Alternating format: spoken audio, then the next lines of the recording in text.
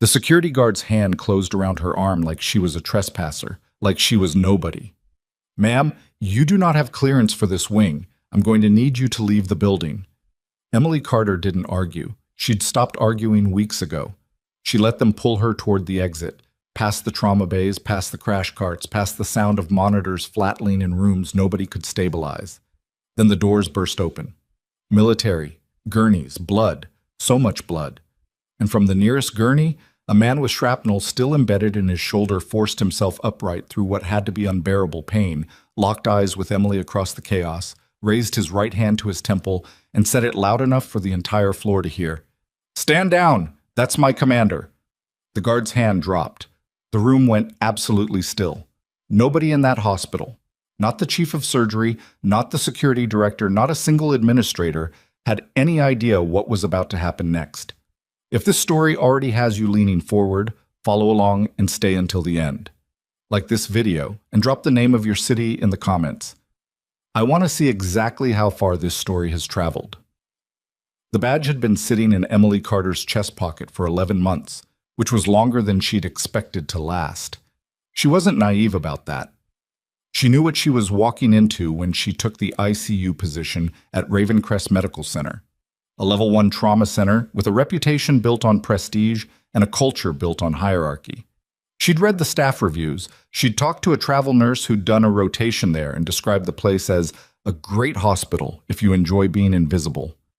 Emily figured she could handle invisible. She'd operated invisible before, in conditions that made a difficult hospital administrator look like a minor inconvenience. What she hadn't fully calculated was Victor Kane. Kane ran hospital security the way a man who'd failed at everything more serious runs the only power he'd ever had, thoroughly and without mercy. He was 52, broad across the shoulders in the way that used to mean something, and he wore his director's badge on a lanyard instead of clipped to his chest, which Emily had noticed on day one and filed away as the kind of detail that told you everything.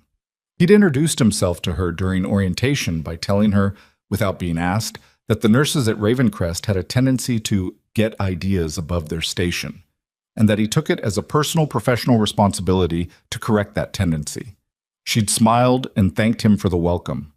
He hadn't liked that. The first 3 months were manageable. She worked nights, mostly, which kept their contact limited. She learned the unit's rhythms, calibrated herself to the equipment, built quiet alliances with the other ICU nurses the way she'd always built alliances. Not through charm, but through showing up and being useful. When Diane Merritt, the charge nurse who'd been at Ravencrest for 19 years, needed help restabilizing a post-cardiac patient at 3 a.m. because the attending was tied up in surgery, Emily was already pulling the medication before Diane finished the sentence. Diane didn't say much. She just looked at Emily with the particular expression of a person recalibrating an assessment, and after that they understood each other fine. The problem started in month 4 when Dr. Garrison Holt rotated into the trauma unit. Holt was the kind of surgeon who filled a room. Tall, loud, the recipient of 3 published papers, and a reputation he referenced often enough that it functioned less like a credential and more like a warning. He was good. Emily would give him that. His technical precision was real. But there was a gap, a particular and dangerous gap, between what Garrison Holt knew how to do in a controlled surgical environment and what he understood about patients in systemic crisis. He didn't always close that gap with caution. Sometimes he closed it with confidence, which was not the same thing. Emily first flagged it over a medication order. Patient in Bay 7, 63-year-old male, post-operative, presenting with early signs of septic cascade. Holt had ordered a dosing sequence that was not wrong, exactly, defensible on paper, but Emily had seen that presentation before, not in a textbook. In the field, in conditions where waiting for the defensible option meant you lost the patient before the defensible option finished working. She documented her concerns in the chart, flagged it to the charge nurse, and requested the order be reviewed. Holt reviewed it himself. He didn't change anything. He came to the nursing station afterward and stood at the counter and looked at her in the careful way of someone who had decided to be patient but wanted credit for the patience. "The order stands," he said. "I understand," Emily said. "I documented my concern." "Yes, I saw that." Then we're clear. He left. The patient stabilized eventually through a combination of the original order and 2 additional interventions Emily initiated under standing protocols when his pressure dropped at hour 6. She documented those too. Holt didn't come back to discuss it, but Kane did. She didn't know at first that Kane and Holt had an arrangement. She pieced it together gradually, the way you piece together anything that people are trying to keep you from seeing, through the accumulation of small observations that don't individually mean anything but start to form a shape. The way Kane always seemed to materialize after she'd raised a clinical concern. The way certain complaints she'd submitted through the internal reporting system seemed to vanish without acknowledgement. The way Holt moved through the unit with a particular ease, a particular freedom from friction that senior surgeons carried when they knew someone was running interference for them. She raised a second concern in month 6. A different patient, similar pattern. Medication orders that were technically within range but felt wrong to her in ways she had learned. Over years of experience she couldn't fully explain to people who hadn't been where she'd been to take seriously. She documented it. She flagged it. She followed every protocol, crossed every procedural line. 3 days later, Kane called her into his office. The office was small and aggressively decorated. Plaques, a framed photo of Kane shaking hands with someone in a suit, a motivational poster about teamwork that Emily read twice while he settled himself behind his desk. He had a folder in front of him. He opened it with the deliberate slowness of a man who wanted her to watch him open it. "You've been filing a lot of paperwork," he said. "I've been documenting patient care concerns. That's part of my responsibilities." "It's creating friction. Patient safety sometimes creates friction." He looked at her over the folder. "Emily, can I call you Emily?" He didn't wait for an answer. Ravencrest has systems. It has processes. Those processes exist because this institution has been providing excellent care for 43 years, and they work. What doesn't work is individual nurses deciding their personal judgment supersedes the clinical decisions of attending physicians. I'm not superseding anything. I'm flagging concerns through the correct channels. You're undermining staff confidence in our medical team. She held his gaze. I'm doing my job. Kane closed the folder. Consider this a formal reminder of professional boundary. He said it like it was already in the folder. Maybe it was. If I receive another complaint from Dr. Holt's team about interference with care protocols, I will escalate this to a disciplinary review. Emily stood. Understood. She walked back to the unit and spent the rest of her shift the way she spent every shift. Focused, precise, doing exactly what the patients in her care required. She did not discuss the meeting with Diane. She did not discuss it with anyone. She went home at 7 in the morning, slept for 6 hours, and came back. She was very good at compartmentalizing. She'd had to be.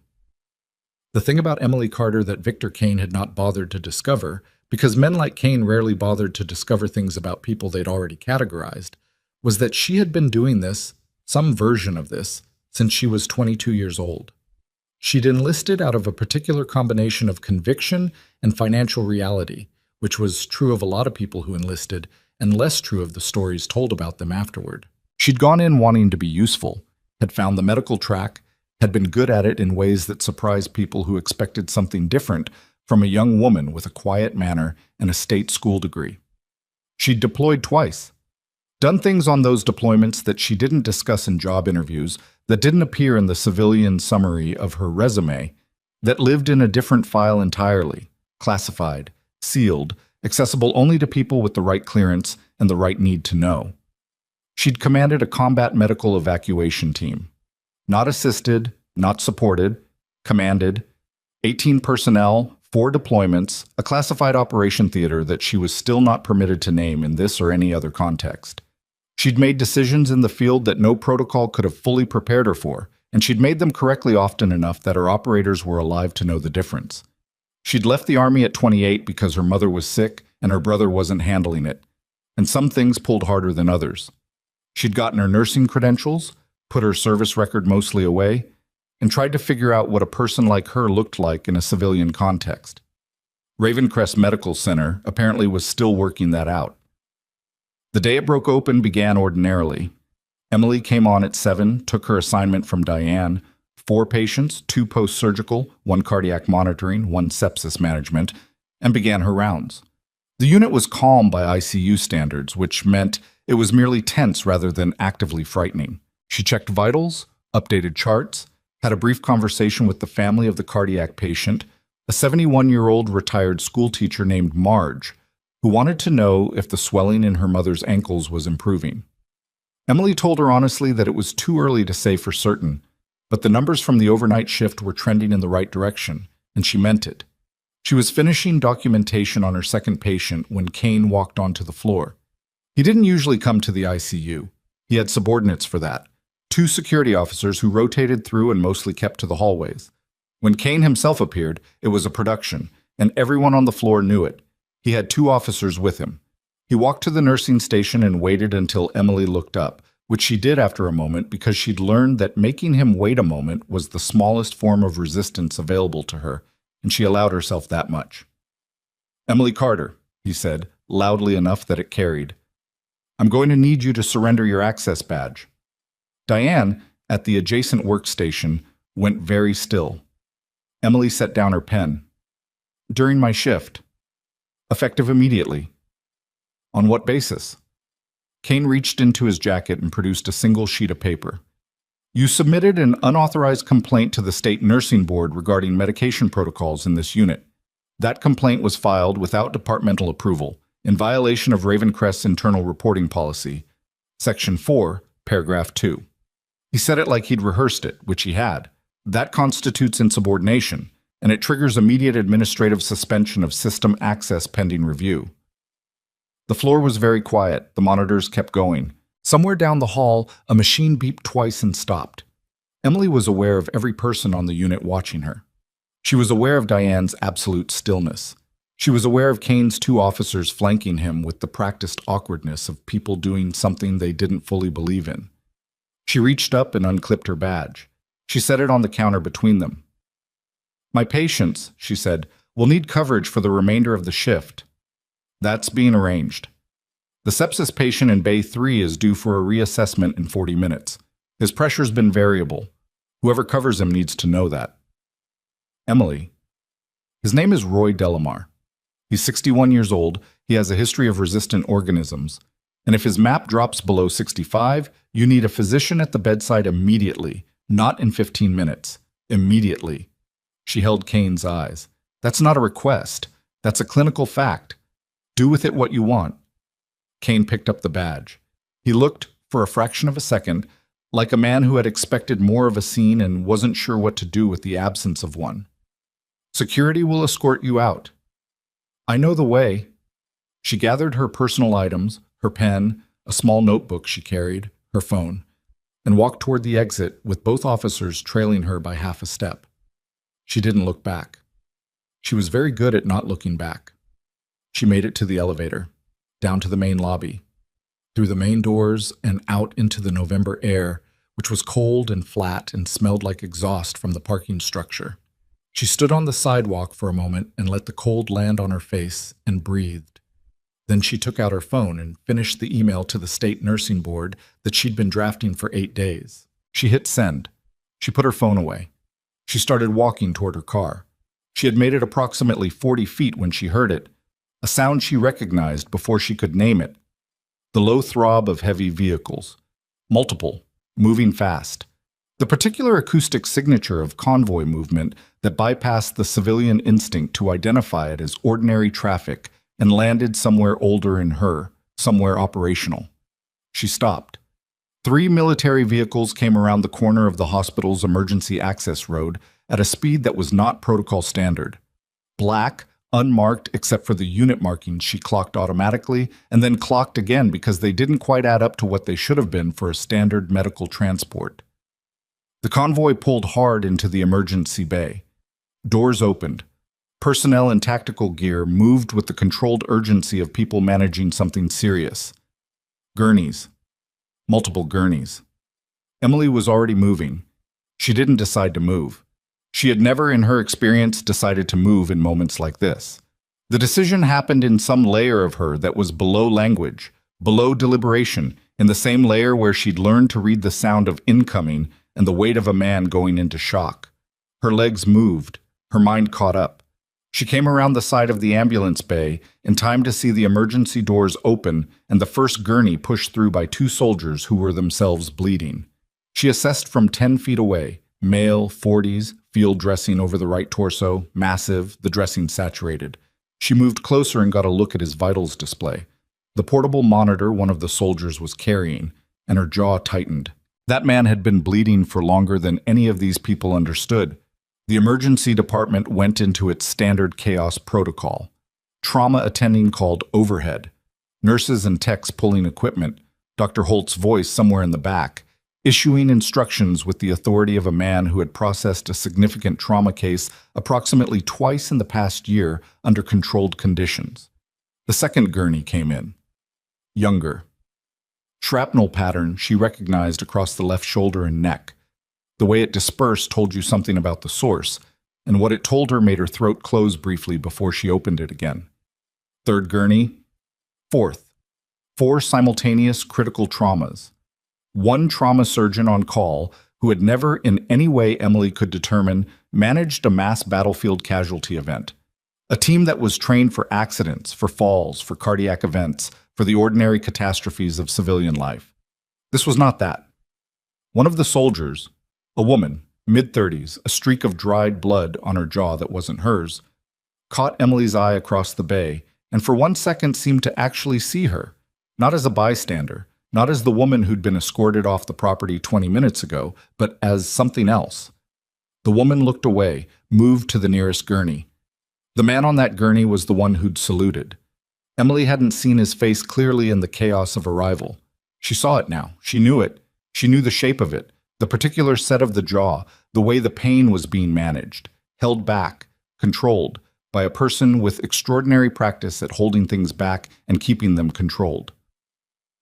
Master Sergeant Dale Rourke. She hadn't seen him in 4 years. He was awake, barely, fighting it, and his eyes found her across the room with the targeting accuracy of a man who had spent years knowing exactly where his people were at all times. His mouth moved. She couldn't hear it over the noise of the room. A nurse tried to move past her. The ER-charged nurse, a man named Perry, who she'd met twice in the elevator, saw her standing inside the bay and started to say something about authorized personnel. The man on the gurney, Dale Rourke, Master Sergeant, 18 years of service, the man whose life she had been responsible for across 2 classified deployments, ripped the oxygen mask from his face. His voice came out wrecked and absolutely certain. "Get Commander Carter, now!" And the room stopped. Not literally. The monitors kept running. The fluids kept dripping. Someone's hands were still pressing on a wound down the row. But the human motion in that room, the voices and the movement and the managed chaos, it all stuttered. Perry looked at Dale. Dale looked at Emily. The soldier with blood on her jaw turned around. "I don't have authorization to be in this area," Emily said, to no one in particular, to everyone. "Carter?" Dale's voice was lower now, the one he used when he was giving something that cost him. "I need you." She looked at the 4 gurneys. She looked at Holt, standing at the far end of the bay, trying to assess 2 patients at once, with the expression of a man beginning to understand the dimensions of something he was not equipped for. She looked at the door. Victor Kane was coming through it. He'd heard the convoy. Of course he had. He came through the main emergency entrance with one of his officers, and his face went through 3 distinct expressions in about 2 seconds. Surprise at the military presence, recognition when he saw Emily inside the bay, and then something that settled into the particular set of a man who has decided that rules are rules regardless of context. "Emily Carter," his voice cut across the room, "you are not authorized." "She's authorized," said the soldier with blood on her jaw. She said it the way someone says a thing that isn't a request. "Captain Yara Solis, 7th Support Battalion." "Who are you?" Kane stopped. He wasn't used to being asked that by someone who looked like they were about to answer the question themselves regardless. "I'm the director of hospital security, and this woman has been suspended." "This woman," said Dale Rourke from the gurney, with an effort that was visible from across the room, commanded our combat medical evacuation team through 3 classified operations. You want to argue her credentials? You can do it with my unit commander. He paused, breathing through it. After she saves my people. The room was very still. Emily was already at the nearest gurney. She didn't announce herself. She didn't ask permission. She put her hands on the patient, the first one, torso wound, the one who'd been bleeding too long, and began her assessment with the focused efficiency of someone for whom this was not a new language but a first language, the one she'd learned before the other ones, the one that didn't require translation. His pressure? She said to the nearest nurse, who gave her the number. She processed it. Who ordered the current fluid protocol? Dr. Holt. Change it. Permissive hypotension, target MAP60 until we can get him to a table. Call ahead to surgery. She moved her hands. He's got a tension component building on the right side. Someone get me a large bore needle, 14 gauge. You can't just... Perry started. She can, said Captain Solis from directly behind him. And you're going to help her. Emily was aware, in the peripheral way she was always aware of things she wasn't directly looking at, that Victor Kane had not left the room. He was standing near the door. He was watching. He had taken out his phone. She was also aware that Dale Rourke's eyes hadn't left her, and that his blood pressure was dropping, and that she had approximately 11 minutes to prevent that from becoming a problem that no amount of authority or argument would solve. She moved to his gurney. The shrapnel pattern across his shoulder. She'd been right. She'd known what it was the moment she saw the dispersal. She'd seen that specific pattern before on a mountainside, in a context she was still not at liberty to name, on a different soldier who had not survived it because she hadn't been there early enough. She was here now. Dale, she said, quiet, for him alone. Look at me. He looked at her. I need you to stay with me. Not for long, just for now. He held her eyes. His jaw was rigid with the effort of something. You got fired, he said. It came out almost like a question. Suspended. They suspended you. They did. He made a sound that was not quite a laugh. This hospital, he said, has no idea. She was already working. Her hands were already doing what they knew how to do, what they had been trained and tested and proven to do in conditions that Garrison Holt had never encountered and Victor Kane could not imagine. Around her, the trauma bay was reorganizing itself, not because anyone had called a meeting or issued a directive, but because competence in a crisis has its own gravity, and the people in that room who were good at their jobs were beginning to understand what they were watching. Perry handed her the 14 gauge without being asked a second time. One of the ER nurses, young, maybe 2 years out of school, someone whose name Emily hadn't learned, moved to the second gurney and looked at Emily across the bay with an expression that was part terror and part something else entirely. Tell me what you need, the nurse said. Emily looked at her, took 1 second to calibrate.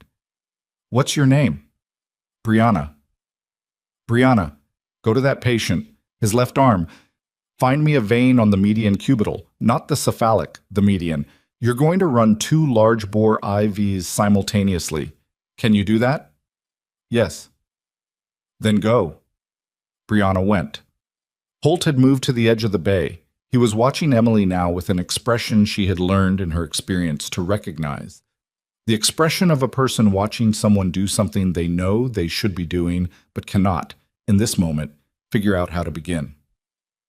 The third patient, Emily said to him. Blast injury to the lower extremities, that's yours. I need you at that table. Holt didn't move for 1 second. 2. Dr. Holt. She didn't raise her voice. That man is your patient. He needs you right now. He moved. The trauma bay became something else in the minutes that followed. It didn't become orderly. It was never going to be orderly.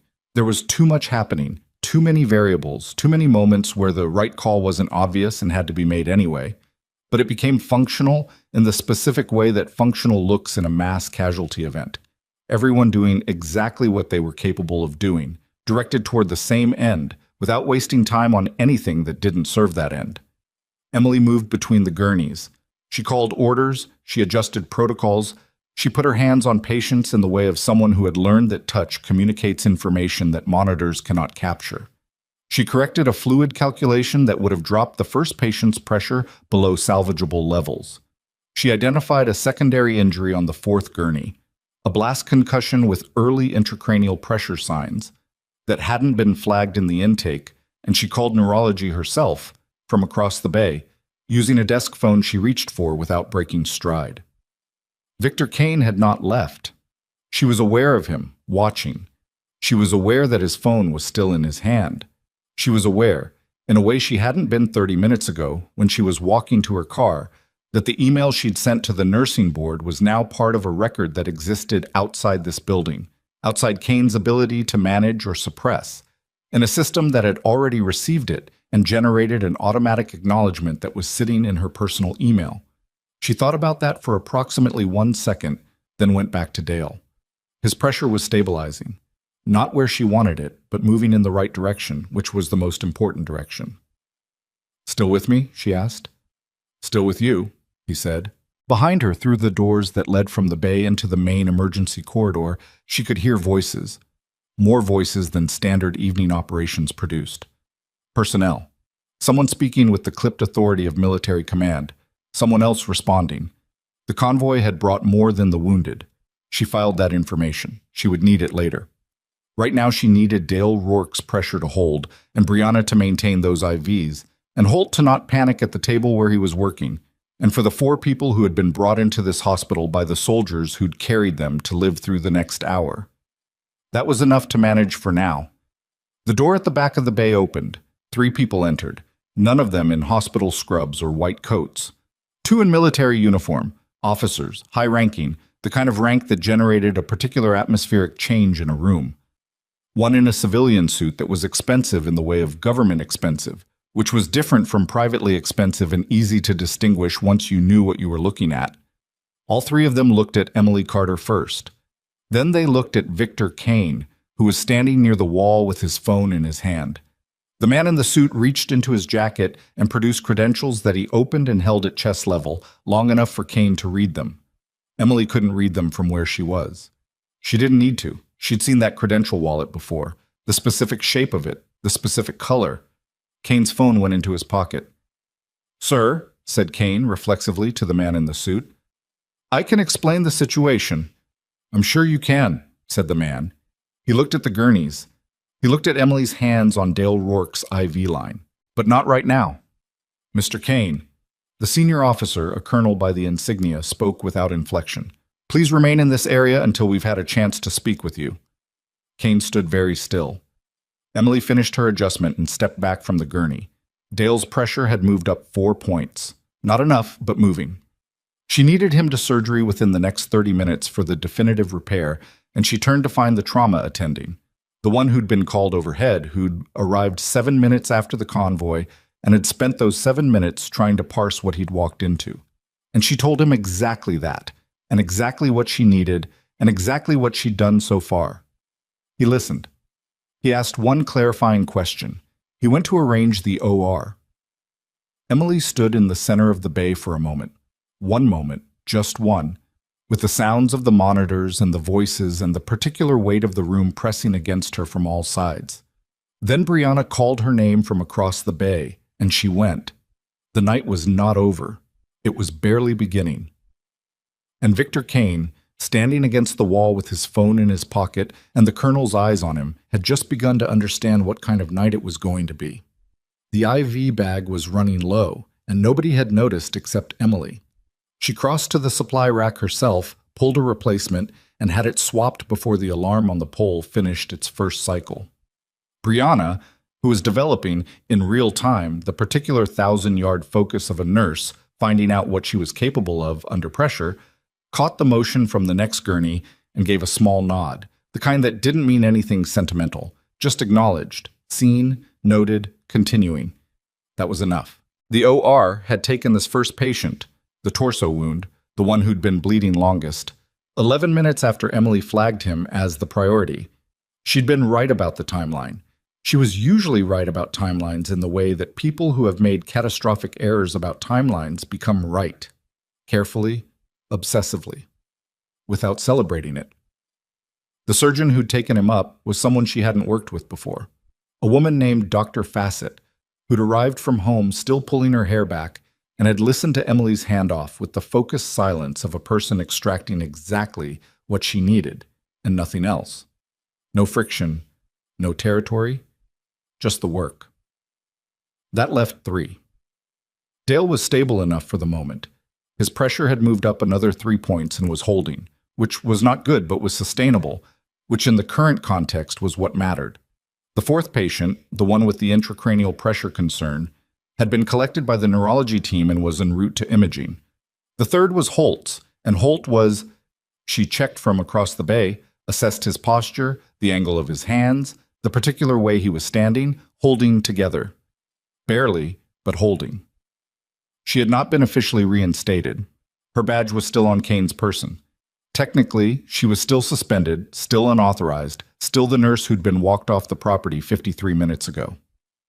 Nobody in the trauma bay was currently interested in that technicality, but the technicality existed, and she was aware of it the way you're aware of a fracture that hasn't started hurting yet. The man in the suit had not come back into the bay. He and the colonel had taken Kane into the corridor shortly after the OR transport, and what was happening in that corridor was not visible from where Emily stood, but it was loud enough, periodically, that she caught fragments. A raised voice that was Kane's, then silence, then a different voice, measured and flat, the kind of flat that meant the speaker was done negotiating. Captain Yara Solis had positioned herself near the bay entrance with her arms crossed, and the expression of someone who had decided the exit was her responsibility. She wasn't blocking anyone. She didn't need to. Her posture accomplished it. "Carter," she said when Emily passed near her between patients. "You doing okay?" "Working," Emily said, which was not an answer to the question, but was the truest available thing. Solis accepted that. "Rourke flagged you 6 months ago," she said, quieter. "Filed a report with the battalion medical officer. Said if anything went lateral in the field, you were the name he'd call." Emily didn't look up from the chart she was reviewing. "Dale talks too much." "He said you'd say that." "Then he should have kept it to himself." She wasn't being dismissive. She genuinely, in the operational sense, believed that drawing attention to yourself before you needed to was how you created problems you didn't have time to solve. She had been drawing attention to herself for 11 months in this hospital, one documented complaint at a time, and look how efficiently that had gone. Brianna appeared at her elbow. "Dr. Holt is asking for you on Bay 3. That was not a thing she'd expected. She handed Brianna the chart she was holding and crossed the bay. Holt was at the bedside of the 3rd gurney. Male, late 30s, blast injuries to both lower legs, the kind of pattern trauma that looks survivable until you miss the secondary vascular involvement. He had the imaging results up on the portable screen, and he was looking at them with an expression Emily recognized. It was the expression of a person standing at the edge of a competency boundary, knowing they're standing there, and deciding what to do about it. "The popliteal," he said when she came alongside. He pointed. He didn't explain further. Emily looked at the imaging. She looked at the patient's legs. She looked at the distal perfusion, the color, the temperature, the cap refill she tested with 2 fingers while Holt watched. "He's losing the left," she said. "Not yet, but soon. Vascular's tied up. Facet has 1 team. The other is in a hip replacement that started at 5. Holt's voice was controlled, too controlled, the kind that cost something. "I can delay." "How long is the hip?" 40 minutes, maybe?" "He doesn't have 40 minutes for the left." Holt looked at her. The look had something in it she hadn't seen from him before. Not hostility, not the professional dismissal she'd gotten for months. Something more uncomfortable than either of those, saw the honest look of a person who knows they need something they don't want to admit they need. "Walk me through what you'd do," he said. It wasn't exactly asking for help. It was the closest he was going to get to it tonight, and she took it. She walked him through it, step by step, without softening it or performing humility. Just the information, the sequence, the decision tree. He listened the way she'd seen good students listen. Not waiting to respond, actually processing, actually building the model. He asked 2 questions. Both were good questions. She answered them directly. "You should be in that room," he said when she finished. "I'm not cleared for the OR." "You're not cleared for this bay either." She looked at him. Holt turned away from the screen. and looked at the patient and then looked back at her. "I'm going to call vascular and push. You keep doing what you're doing." She returned to Dale. He was more awake now, which was partly the stabilization and partly, she suspected, sheer stubbornness. He was tracking the room with the systematic attention of someone who wasn't going to stop assessing the situation just because he was the patient in it. When she came to his bedside, he looked at her face, not her hands, which was how she knew he was about to say something that wasn't about his vitals. "Kane," he said, "not my problem right now." "He made calls." Dale's voice was low. "Before we got here, I heard one of Solis's people say he was on the phone when the convoy came in." Emily checked his pressure. "Who was he calling?" "Don't know yet." She adjusted the drip rate by a small margin. Rest. "Carter, I'm serious, Dale. You are not helping anyone from that gurney. Close your eyes for 10 minutes. He closed his eyes. He didn't look restful. He looked like a man closing his eyes under protest, which was essentially the only way Dale Rourke ever did anything. The corridor door opened, not the main one, the side door that connected the trauma bay to the administrative wing, the one that was mostly used by charge nurses and department supervisors, and that Emily had used exactly once on her first week when she'd taken a wrong turn looking for the supply room. It opened and the man in the suit came back in, and this time he had a second civilian with him, a woman Emily hadn't seen before, carrying a tablet and moving with the specific efficiency of someone who had been called in on short notice and had been professionally efficient on short notice so many times it had become her default state. They went directly to Captain Solis. Emily watched the exchange without being obvious about watching it. Solis's posture shifted. Not much, but enough. The woman with the tablet showed her something on the screen. Solis looked at it for 4 seconds and then looked across the bay at Emily. That look carried information. Emily received it and didn't let anything show on her face. She went back to her work. But something had moved in the room, some atmospheric pressure, and she could feel it the way she'd learned in the field to feel a situation changing before the situation announced itself. 20 minutes later, the first patient came out of surgery. Dr. Fassett sent word through the OR nurse. Stable, pressure holding, the repair had gone well, he'd need monitoring overnight and probably a second look at 48 hours, but he was out of immediate danger. Emily received this information, passed it to Solis, and allowed herself exactly the amount of feeling that the situation warranted, which was a brief tightening in her chest that she exhaled completely before moving to the next thing. It was Brianna who told her about the third call. "The charge nurse from days just called down," Brianna said. She'd found Emily in the equipment alcove, double-checking a suction setup. She said someone from administration is trying to reach Kane, and he's not picking up, and She said there's a compliance officer from the state board in the main lobby. She's been there for 20 minutes. Emily processed that. "The state nursing board?" "That's what she said. She's asking for Kane." The email. The one Emily had sent from the sidewalk, 53 minutes after Kane had walked her off the property. She'd sent it to the board, but she'd also CC'd the hospital's external compliance office, which was a step she'd taken after spending an evening 3 weeks ago reading Ravencrest's compliance reporting structure and finding a direct external channel that bypassed internal administration entirely. She hadn't been certain that channel was active. She hadn't been certain anyone would respond tonight. Apparently someone had. "Tell the charge nurse I'll be out in 2 minutes," Emily said. She finished the suction check.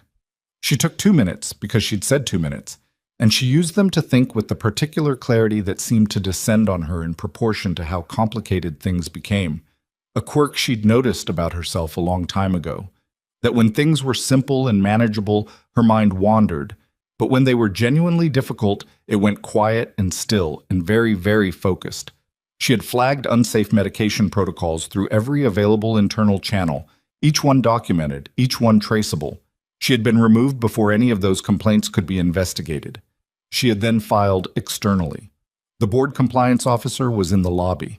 Federal investigators, because the man in the suit was federal, she was certain of it now, the credential shape, the way he'd moved, the way Kane had gone quiet when he'd shown it, were in the building. And 4 injured operators, brought in by a military convoy, had just confirmed in front of a room full of witnesses that she had the clinical authority and the command experience that Ravencrest's administration had spent 11 months pretending she didn't have. The question was, what was in Kane's phone? What calls he'd made, and to whom, and what he'd said, and whether any of it had been captured. She walked out of the alcove. Solus was waiting for her, which she hadn't expected.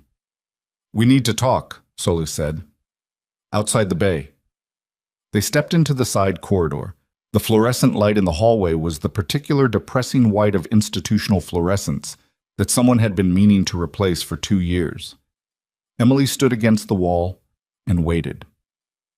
"The federal investigator," Solus said. "His name is Alderman. He's from the HHS Office of Inspector General. They opened a case on this hospital 7 weeks ago."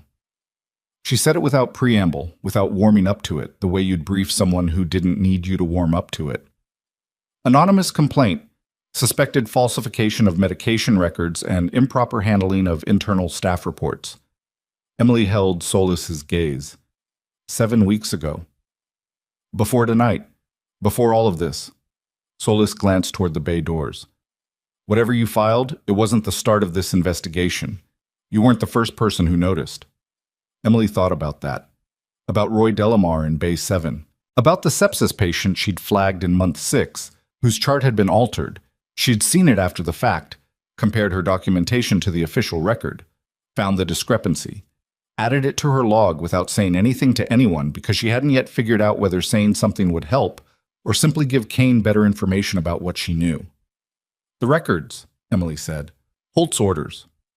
Alderman has copies, going back 14 months. Solus watched her. "Your name is in the documentation chain multiple times. The complaints you filed internally, they didn't disappear. They were suppressed. Kane held them. But the suppression itself created a paper trail that Alderman's team has been building on." Emily was quiet for a moment. The corridor hummed with the ambient sounds of a hospital. Distant intercoms, wheel noise, the low mechanical breath of ventilation systems. "Why are you telling me this?" "Because Alderman wants to speak with you. Tonight. And I wanted you to know what you were walking into before you walked into it." Solus paused. "Dale would want me to tell you."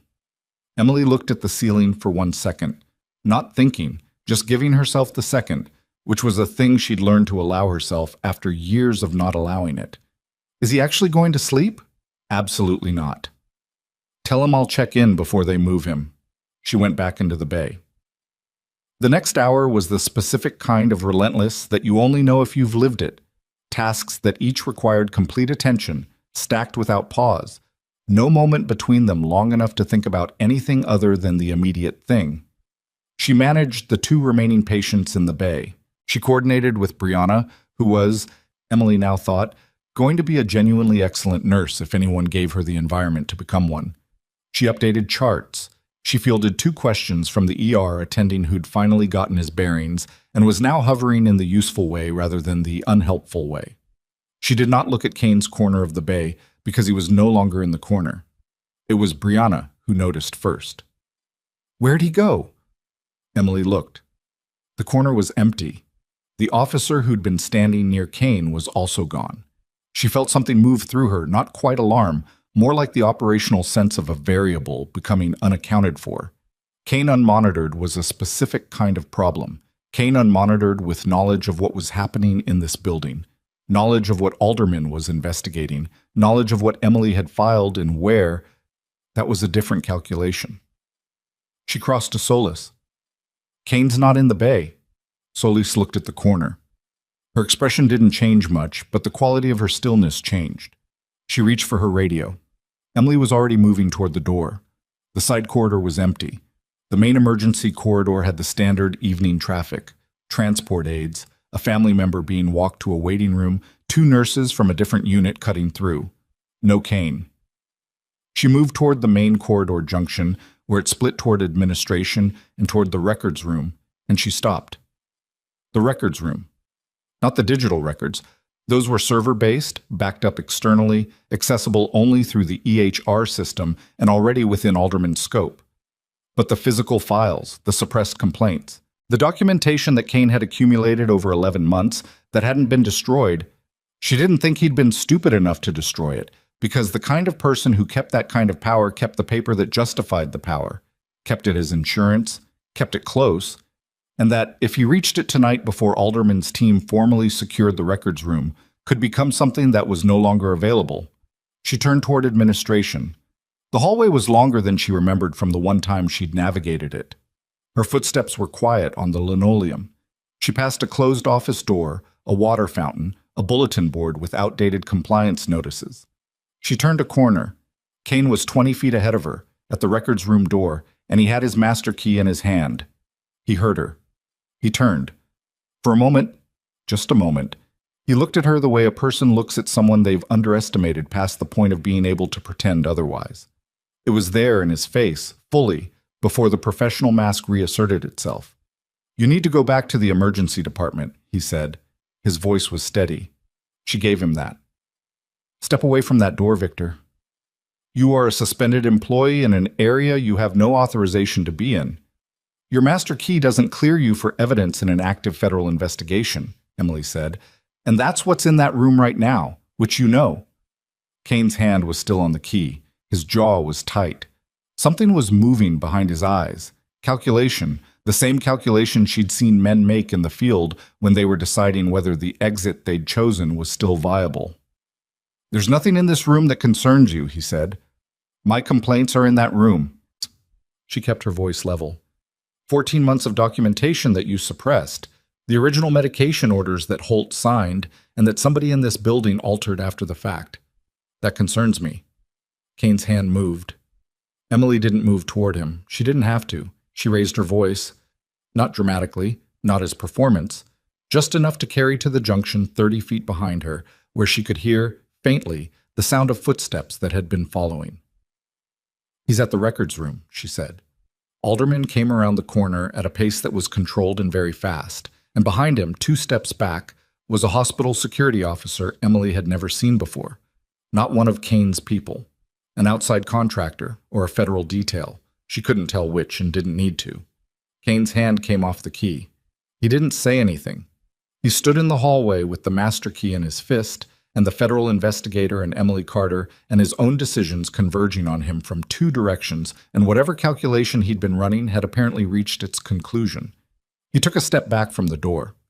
Alderman produced a sealed evidence bag and held it out to the officer beside him without looking away from Kane. "The key," he said. Kane stared at the bag for a long moment. Then, slowly, he dropped it in.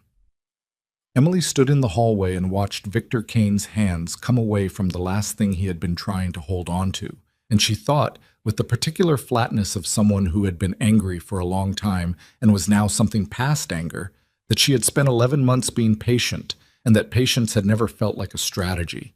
It had just been the only move available to someone without the authority to do anything else. She still didn't have her badge, but the records room was intact.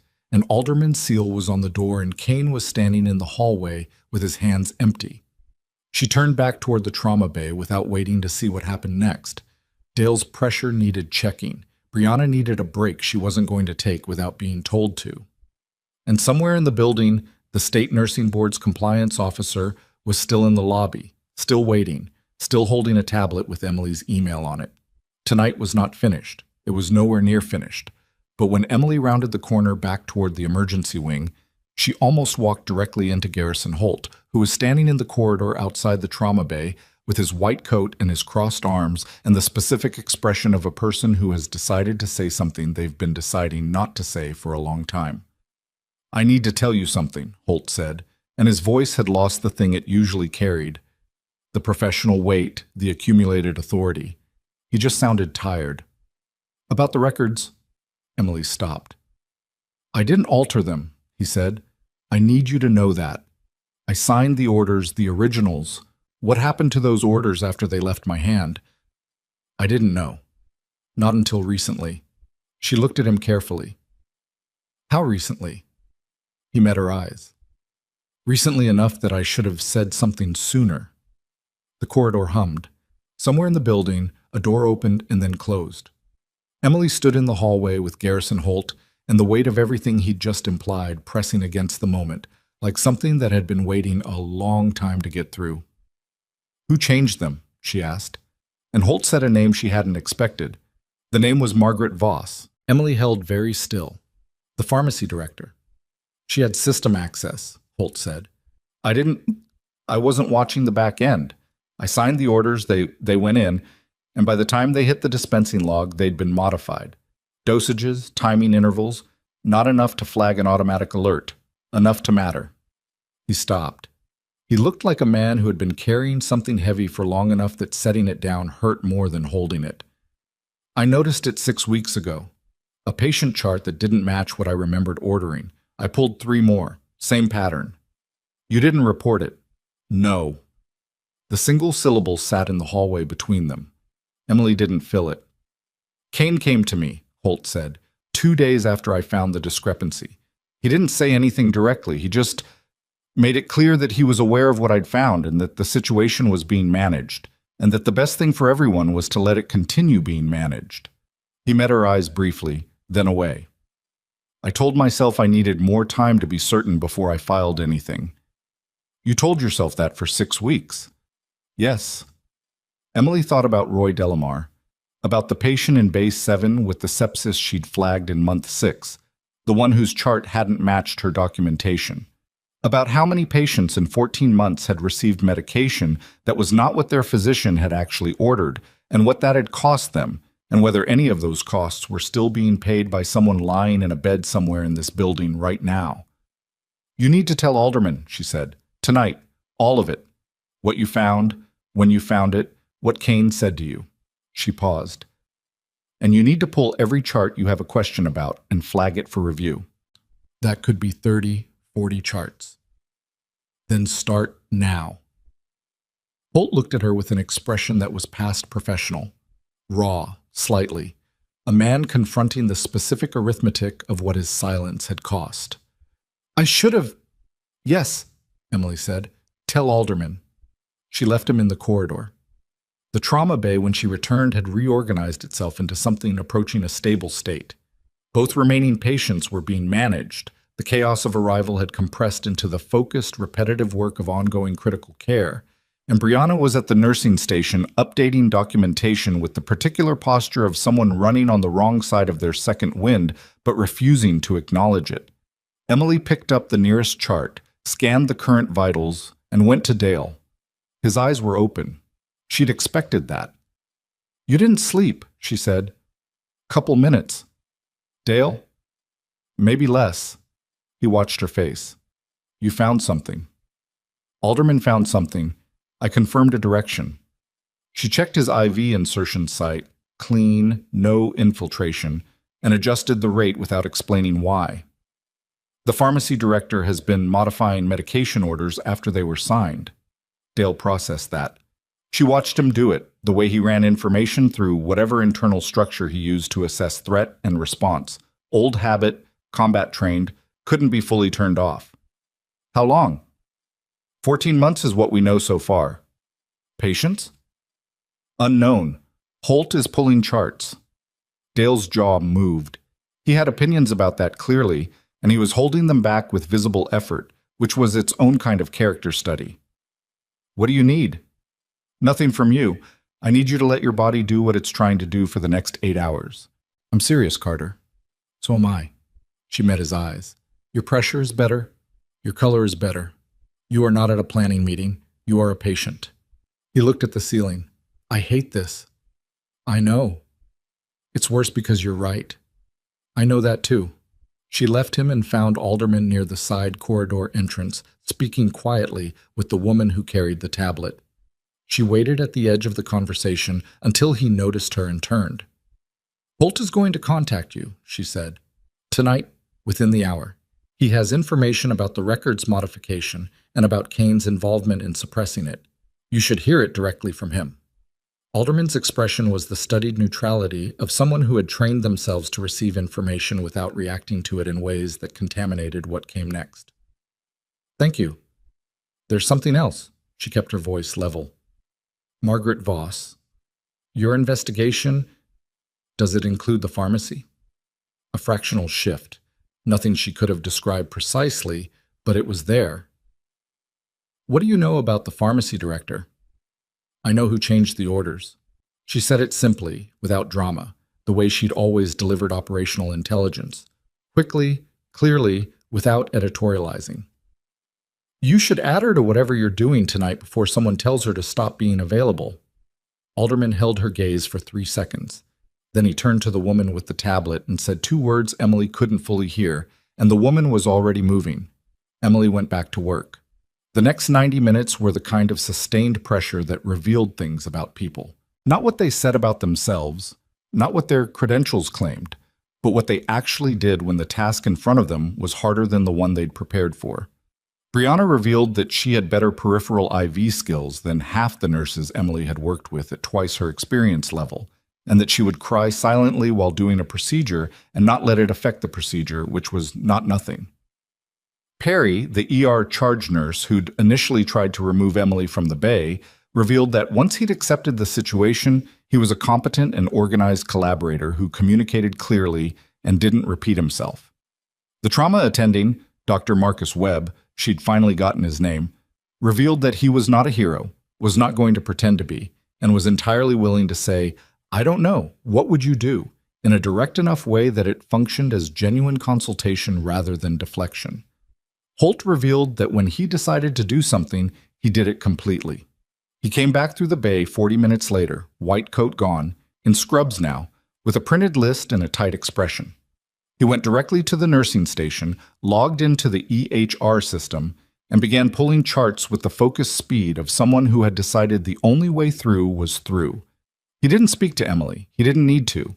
She saw what he was doing, and she updated her own documentation accordingly, cross-referencing her nursing notes against the charts he was flagging, building the comparative record that would let Alderman's team see exactly where the divergences occurred and what they'd cost.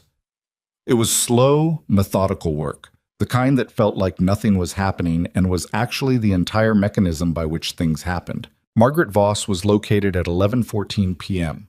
Emily didn't know this immediately. She found out through Captain Solis, who had a communication line Emily wasn't privy to and who relayed information with the efficiency of someone accustomed to operating in information environments where what you said and how fast you said it had direct consequences.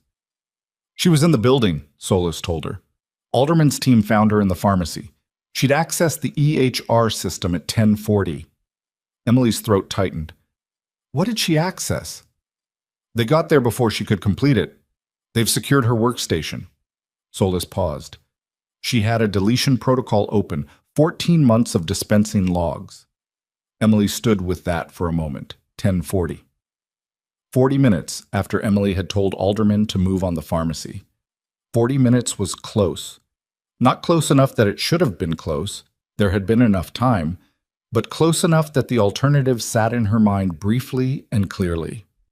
If she'd waited, if she'd spent another 20 minutes being careful about how she approached Alderman, the logs would be gone, and the entire evidentiary structure of the investigation would have shifted to secondary sources and corroborating testimony and things that took longer to prove. The logs are intact, she said. Forensic team has a full copy. They've been building a shadow archive for 6 weeks anyway, so even if she'd completed the deletion. Solis paused. Alderman was going to get there eventually. Tonight just accelerated everything. Emily nodded. She had been part of that acceleration, deliberately, and she held that without apology. Some things needed to happen faster than institutions moved on their own. She went back to Dale. He had finally, genuinely slept. 20 minutes, she estimated from the change in his breathing, and the slight relaxation of the muscles around his jaw that she would not have been able to read without having known him in contexts where sleep was a tactical resource managed like ammunition. She didn't wake him. She checked his vitals from the monitor, noted them, adjusted the head of his bed by 5 degrees, and moved on. The 4th patient, the one with the intracranial pressure concern, came back from imaging with results that were complicated but not catastrophic. The neurology team had stabilized him, determined that the pressure was manageable without surgical intervention for now, and transferred him to the neurology ICU with a monitoring protocol Emily reviewed and found adequate. She made one notation in the handoff document. The neurology attending read it, looked at her and said, "Good catch." And she said, "Thank you." And they were done. It was close to midnight when Alderman came to find her. He came into the bay directly this time, without the tablet-carrying woman, without the colonel. Just him, in his government-expensive suit, with a fatigue around his eyes that he was managing the way career officials managed fatigue, through structure and forward motion, not through actually addressing it. "Can we talk now?" he said. She looked at the bay. Brianna was managing. Webb was at the station. Everything was, for the next 20 minutes, stable. "Yes," she said. He led her to the family consultation room off the main corridor. Small, neutral-colored, the kind of room designed to hold difficult news without adding to it. He sat. She sat. He opened a folder, which was apparently what federal investigators did in the same way that Kane had opened a folder, though the purposes were entirely different. "I want to walk you through what we have," he said, "and I want you to tell me where your direct knowledge intersects with the record." "All right." Margaret Voss began modifying physician medication orders approximately 14 months ago. The modifications were targeted, not random, not widespread. Specific drug classes, specific patient profiles. The pattern suggests she was routing the difference between what was ordered and what was dispensed to an external account structure we're still unraveling. He said it the way he said everything, factually and without performance. "The financial investigation is separate from what I'm handling tonight. My focus is patient safety and the suppression of internal reporting." "Kane," Emily said. "Kane was aware of the modification scheme. We believe he became aware of it approximately 10 months ago and made a decision to protect it rather than report it." Alderman looked at her steadily. "Your complaints were the variable he couldn't fully manage. You documented things correctly, the right channels, the right specificity. He suppressed the internal submissions, but the documentation itself, the substance of what you'd observed, was enough that if any of it got to an external reviewer, the investigation would accelerate. So he escalated against me. Systematically, the badge suspension was the most visible action, but he'd been building a file on you for months, framing a pattern of insubordination, unauthorized conduct, friction with medical staff."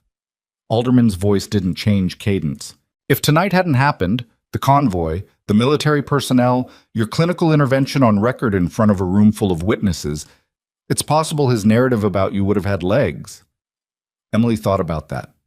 About 11 months of doing everything correctly and having it used as evidence of doing things wrong. About the particular efficiency of Kane's approach, using her own documentation against her, her own thoroughness, the very tools she'd relied on to protect herself becoming the material of her discrediting. "I filed with the state board before the convoy came in," she said. "From the parking lot." "I know. We have the timestamp. It precedes the military arrival by 47 minutes. He looked at her with the specific expression of a man acknowledging something that matters to the record without letting it become personal. That's going to be relevant to how this is characterized. She understood what he meant, that she had not been vindicated by the operator's arrival, that the arrival had been consequential but not the source. She had been right before the convoy. She had been right and removed, and she'd filed the external complaint from the sidewalk because there was no other move left. And 47 minutes later, the move had turned out to matter for entirely separate reasons. "What do you need from me?" she asked. "Tonight, a formal statement. Your documented complaints, your clinical observations, your account of Kane's conduct in the bay this evening." He closed the folder. "There will be more. Investigators from the state board, probably a formal deposition process. This is going to take months to work through completely. I know how investigations work." He looked at her for a moment with something that wasn't quite curiosity, more like the involuntary recalibration of a person realizing they've been operating on incomplete information. "Your service record," he said. "The colonel briefed me." He left a slight pause. "Ravencrest's administration cleared you for an ICU nursing position." "That was the position I applied for." "Right." He said it in a way that suggested he found the gap between what she'd been and how she'd been classified either remarkable or instructive or both, and he was professional enough not to say so directly. Emily didn't feel the need to explain herself. She hadn't explained herself to Kane either, which in retrospect had probably made his narrative easier to build. A woman who didn't defend herself against dismissal looked, from certain angles, like a woman who accepted dismissal as accurate. She hadn't accepted it. She'd just learned, a long time ago, that defending yourself against people who'd already decided what you were burned time and credibility that was better spent on the actual work. She gave Alderman her statement. All of it. Methodical, specific, dated, the way she'd been trained to report. She didn't editorialize. She didn't explain how she'd felt. She gave him the sequence of events, the documentation she'd filed, the clinical observations she'd made, the specific conversations with Kane and their approximate dates, the incident with Holt's original order, the chart discrepancies she'd identified in month 6. She talked for 22 minutes without a break, and at the end of it, Alderman's recorder was still running, and he was making notes on a second legal pad he'd pulled partway through. When she finished, he looked at what he'd written. Is there anything else? She thought about the corridor with Kane, about his hand on the master key, about the name Garrison Holt had given her in the hallway. One thing, she said, when you secure Voss's workstation, check the audit log for her EHR access over the past 48 hours. Not just tonight. The 48 hours before Kane made calls. If Kane warned her that the situation was developing, she may have staged deletions across multiple sessions, so tonight's access looked routine. Alderman looked at her with the same expression the neurology attending had used earlier. Good catch. She returned to the bay. Dale was awake again. He tracked her the moment she came through the door, the same targeting reflex as before. Alderman, he said. Statement's done. And? She pulled a chair to his bedside, which she didn't usually do. She managed patients from standing, from moving, from the perpetual motion of someone with too many things to track. She sat because she was tired and because Dale would read something correct into it, and she didn't have the energy to perform fine. Voss, she said, 14 months. She was pulling money out of the dispensing difference. Kane was running cover. Dale's expression went through something. How many patients? Unknown. Holt's reviewing charts. Emily. He used her first name, which he didn't do often, which she registered. How many charts is he pulling? He said 30, 40. Dale was quiet. The monitors registered his steady, still recovering pulse. The room was quieter now than it had been 3 hours ago. The initial chaos had passed through into the long stillness of critical care, which was its own kind of relentless. The operator they put with us 3 months ago, Dale said. Training accident not related to tonight. He had a reaction to his post-op pain management. We thought it was an allergy. He spent 2 extra days in hospital care. He looked at Emily. He was at Ravencrest. She held his eyes. I don't have his chart. No. Alderman will. Yes. They sat with that. The thing about 14 months is that it isn't abstract. It's 14 months of specific people who receive specific care that was not what their physician had ordered. And those people were somewhere, recovered, still recovering, or not recovered at all. And the accounting for that was going to take longer and hurt worse than anything that happened in the trauma bay tonight. You're going to be asked to stay, Dale said, as a witness, for the investigation. I know. You want to. I want the patients reviewed, she said. Yes. I want to be where that's happening. He nodded. He understood the distinction. Not pride, not vindication, just the same drive that had made her flag the first chart 11 months ago, and keep flagging even when the flags disappeared. Some people couldn't stop doing the thing they were constitutionally required to do. It wasn't virtue, it was just architecture. How's the shoulder? She asked. Terrible. That's accurate. His mouth moved toward something that might have become a smile in a different set of circumstances.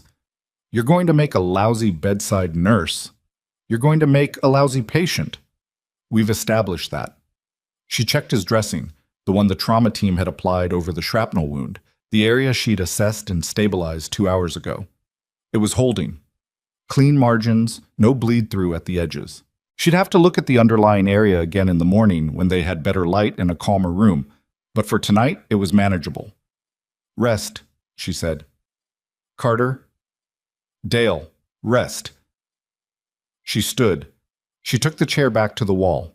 She went to check on Brianna, who had done the unconsciously intelligent thing of sitting on a stool at the nursing station rather than standing, which meant she had reduced her physical expenditure enough to last another few hours, and who was reviewing medication schedules with the focused expression of a person who had decided that the way to handle what had happened tonight was to be very, very good at the next task in front of her.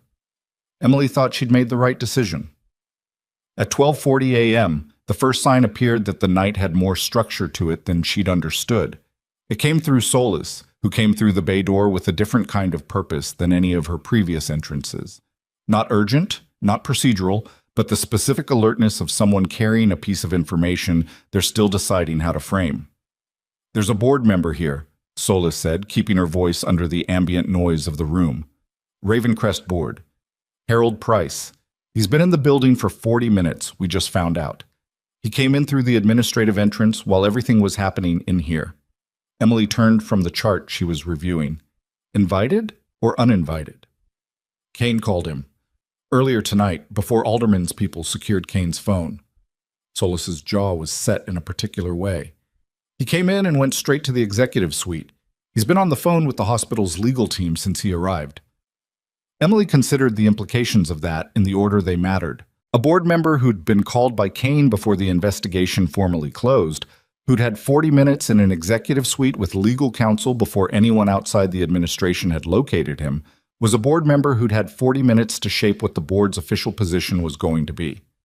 That position would determine a lot of things, including what happened to Emily's employment status, which was currently suspended, which technically meant she was still performing clinical work in an active trauma scenario without institutional authorization, which was the kind of technicality that institutional legal counsel was very good at weaponizing. Does Alderman know? Telling him now. Is Price planning to come down here? That's what I don't know yet. Emily thought for 4 seconds, which was enough. If he comes to the bay, he comes to the bay. We're in the middle of patient care. That's the only conversation that matters tonight. Solis looked at her steadily. You understand that this board member has the authority to formalize your termination before Alderman's investigation concludes. Due process timelines don't move as fast as a board vote. I know. That doesn't concern you. It concerns me, Emily said. It's not the most pressing thing in the room. Solis held her gaze for a moment, then gave a small nod that was the military equivalent of acknowledged, respected, and slightly exasperated. She moved away.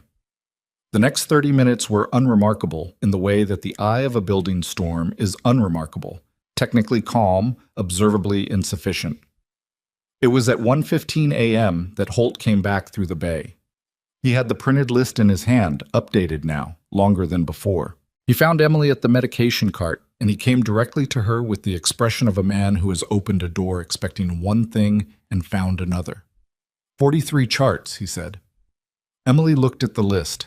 It was a physical document, handwritten updates beside printed entries, the kind of working document that existed because the person making it needed to see it in front of them to believe it was real. 43 patients across 14 months. Cardiac, post-surgical, sepsis management, pain management, a range of conditions, and a range of modifications that she began reading through with the deliberate attention of someone building a map.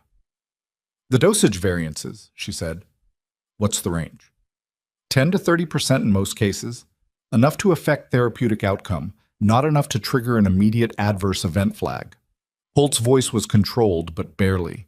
2 patients, one in the fall, one in January, had complications I attributed at the time to their underlying conditions. Emily looked up from the list. I can't prove causation, he said. Not from the chart alone. That would require a full clinical review, retrospective analysis, probably external consultants. He paused. But the timing matches the modification pattern. You need to give this to Alderman. I know. He was already turned half away, the list gripped in both hands. I'm going. He stopped. Without turning back. Carter, I know this doesn't cover anything, but for what it's worth, we'll wait. You were right. Every time. You were right, and I didn't want to see it, and I let him use that. She didn't offer him absolution because she wasn't in the business of offering it, and it wasn't hers to give. The patients need a full review, she said. That's what matters now. He nodded once and left. She stood at the medication cart for a moment. 43 charts, 2 patients with complications. The weight of that settled on her the way weight settled.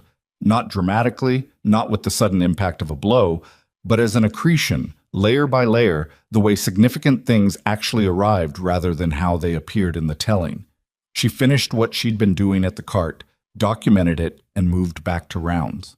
At 1:32 a.m., Harold Price came into the trauma bay. He was 60-something, the kind of well-maintained 60 that came from stable money and consistent exercise, and the absence of the kind of stress that aged people from the inside.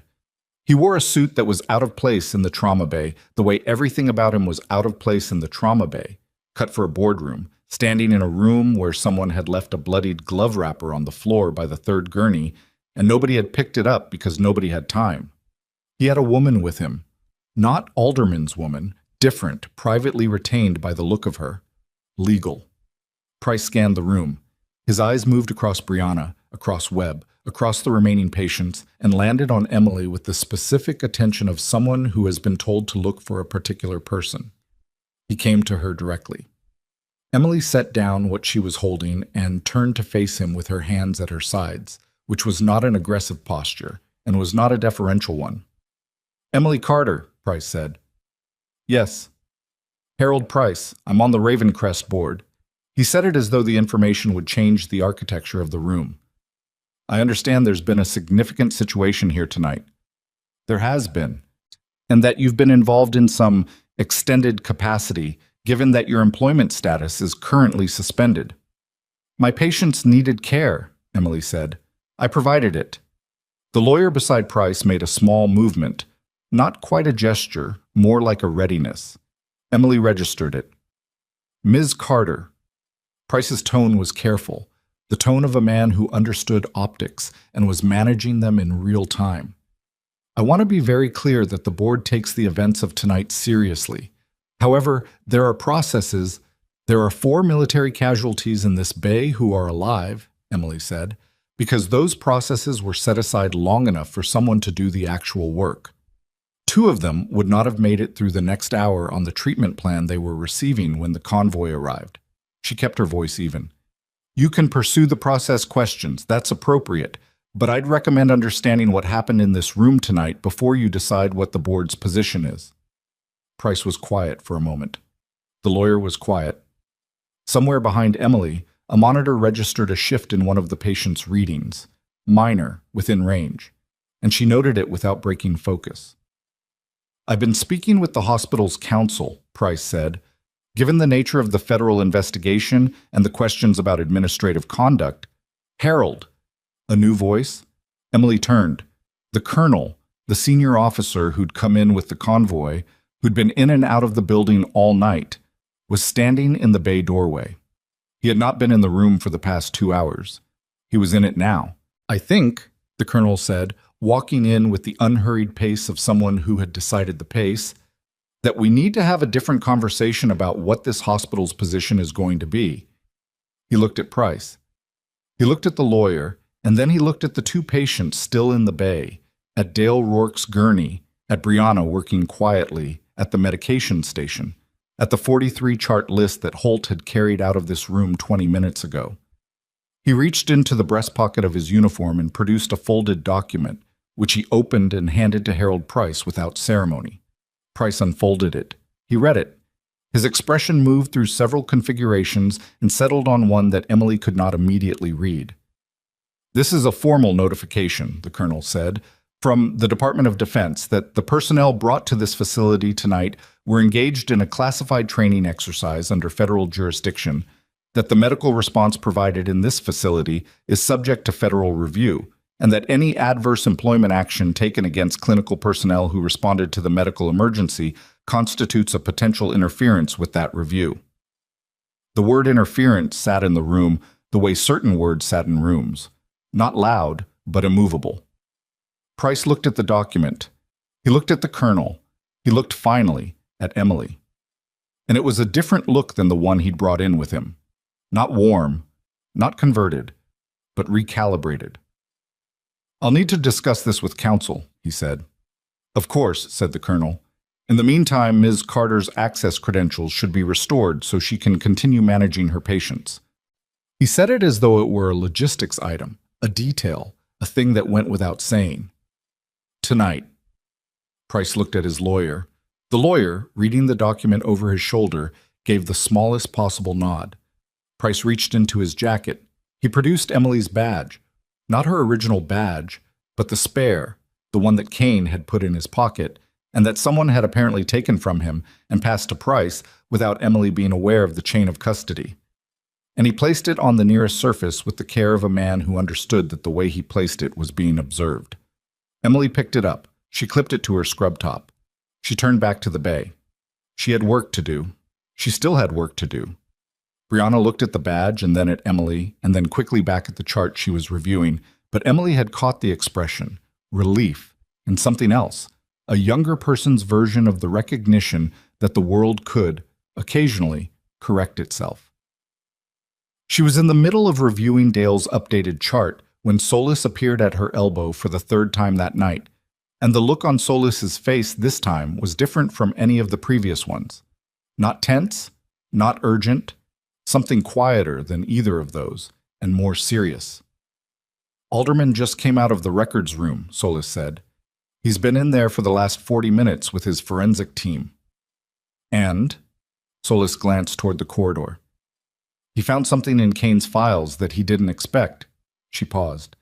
Kane wasn't just covering for Voss. There's a secondary set of documents, an internal file he was keeping separately, not in the suppressed complaint system, in his own administrative folder. Handwritten logs of his own interactions with clinical staff. Dates, what was said, what action he took. Emily went still. He kept records. He kept records of everything, including communications he had with a specific board liaison about managing the complaint situation. Solis's eyes were steady. The name in those communications is Harold Price. The bay hummed around them. The monitors kept their rhythm. Emily stood in the center of the room she'd been removed from and returned to, and was now fully standing in, with her badge on her chest and her patients being managed, and the name Harold Price sitting in the air between her and Solis like a match that had just been struck. Down the corridor, Harold Price was still in discussion with his lawyer. He did not yet know that Victor Kane had, in the careful and self-protective way of a man who trusted no one fully, documented everything. Emily looked at Solis. Solis looked at Emily. "Alderman is going to need to speak with Price tonight," Emily said. "Yes," said Solis. "Before he leaves the building." "Yes." Emily looked toward the corridor door where, visible through the narrow vertical window, Harold Price could be seen. Standing, phone at his ear, the lawyer beside him, already preparing for a morning that was going to look very different from what he'd planned. He didn't know yet. In 4 minutes, he was going to find out. Alderman moved fast, which Emily hadn't expected from a man who operated in the measured register of someone accustomed to institutional timelines. But he came through the corridor door inside 3 minutes of Solis's notification, and he had 2 people with him. Not the woman with the tablet this time, but 2 individuals whose posture and the specific way they occupied space told Emily they were not investigators in the administrative sense, but in the other sense, the one with different tools. Harold Price was still on his phone when Alderman reached him. Emily watched through the bay window. She couldn't hear the exchange. The door was closed and the corridor was glass and distance, but she could read it. Alderman showing credentials, which Price had presumably already seen once tonight, and was seen again with a different expression this time. The lawyer stepping forward saying something. Alderman responding to the lawyer, not to Price, which was the correct move. Addressing the lawyer directly collapsed the buffer that legal counsel was there to provide. Price lowering his phone. Price looking at the document Alderman produced, which was not the same document the colonel had produced, smaller, denser, the kind of document that had a specific case number at the top. Price's mouth opened. He said something. Alderman's 2 colleagues moved, not aggressively, just into positions that reduced the available geometry of the hallway in a particular way. The lawyer put her hand on Price's arm and said something quickly into his ear. Price stopped talking. That was when Emily understood that whatever was in Kane's handwritten logs was more substantial than a general reference to board involvement. For Price's lawyer to visibly advise silence that fast, with that urgency, the logs had to contain something specific, dated, quoted, the kind of documentation that a man like Kane would create precisely because he understood that in any arrangement where one party had more official exposure than another, Having the other party's words in writing was the only real insurance. Kane had kept records of Harold Price telling him to manage Emily Carter. She turned from the window. She had patience. The window would resolve itself without her watching. It was Brianna who found her 20 minutes later. Brianna was holding a printout, and her face had the particular quality of someone who had processed something alone first and was now delivering it with the careful steadiness of a person who had decided to be careful and steady about it. "Dr. Holt asked me to give you this," she said. "He said you should see it before Alderman's team takes the physical file." Emily took the printout. It was a patient chart. Not one of the 43 flagged in Holt's review, or rather, it was in the flagged set, but it had been pulled and isolated, and the reason was visible on the second page where Holt had circled a name in the referring physician field. The patient was a 64-year-old woman named Clara Pitts. She had been admitted 11 months ago, the same month Emily had started at Ravencrest, for post-cardiac surgery monitoring. She had experienced a significant adverse medication event on day 4 of her hospitalization. The chart attributed the event to her underlying cardiac condition. She had survived, but with documented complications affecting her recovery timeline. The chart notation after the event read, "No further action required. Standard adverse event protocol completed." In the referring physician field, the liaison who had authorized Clara Pitts's admission and who had remained on record as the responsible board-level contact for her care was Harold Price. Emily read the page twice. Carefully, the way she read things when she needed to be certain she was reading what was actually there and not what she was primed to expect. Clara Pitts had been Harold Price's patient in the specific sense that he had a documented relationship to her care. She had been harmed, or at minimum disadvantaged, by a medication modification during the period of Voss's scheme, and Price had been in documented communication with Kane about suppressing exactly the kind of nursing complaints that would have flagged her chart for review. Whether that was coincidence or architecture, she couldn't say. Alderman would determine that. But the information existed, and Holt had found it, and it was now in Emily's hands, and she took it to Solus. Solus looked at it for 8 seconds.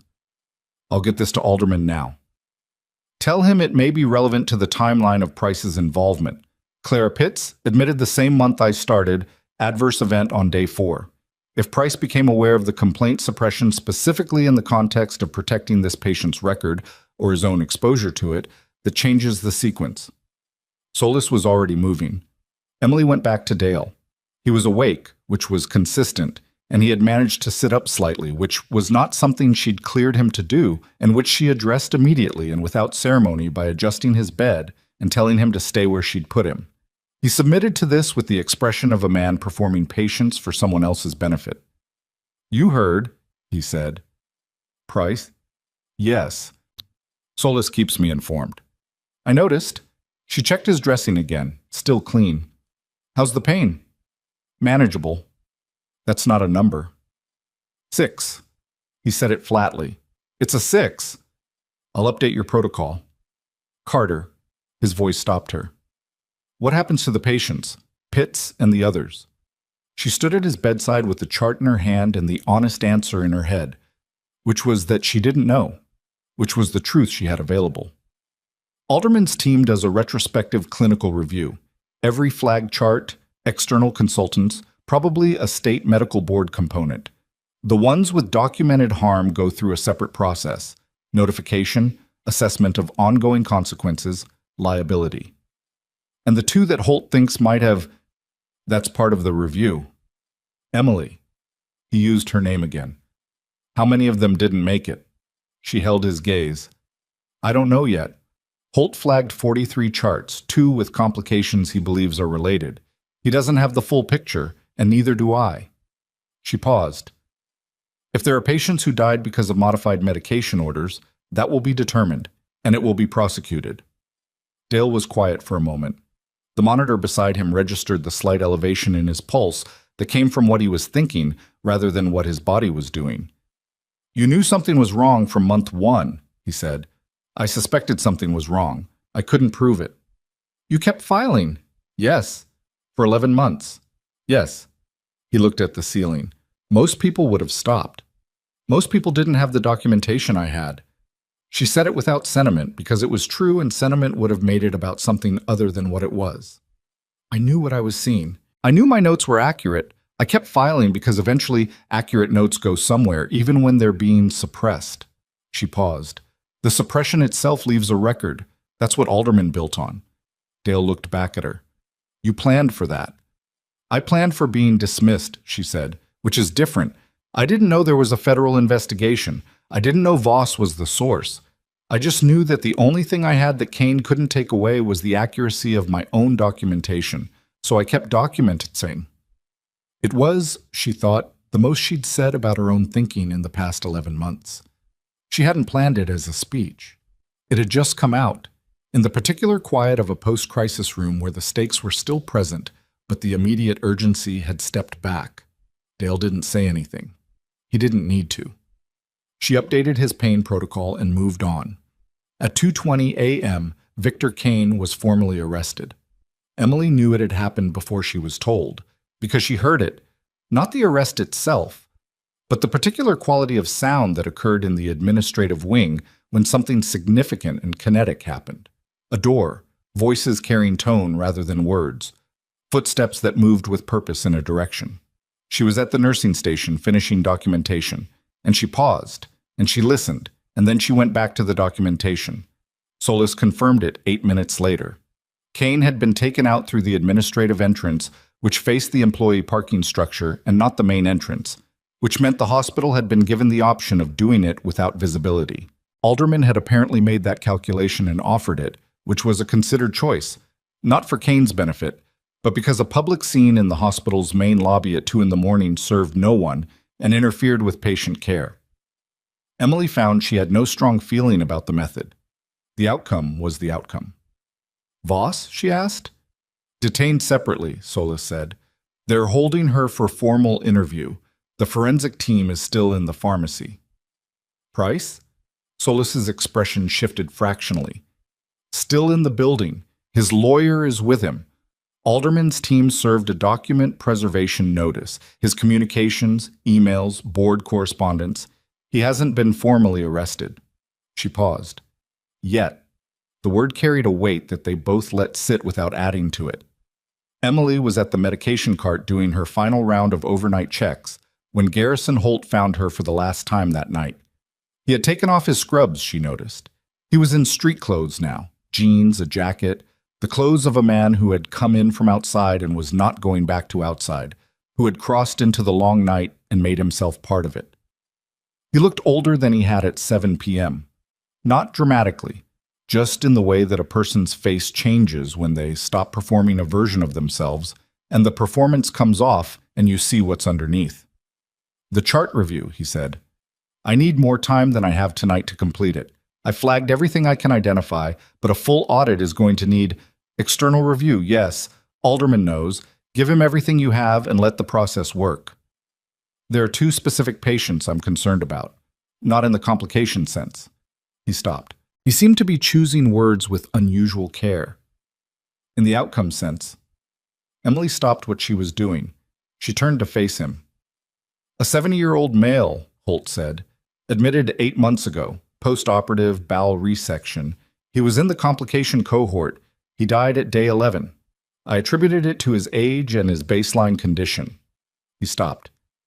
His medication record shows the same modification pattern as 12 of the other charts.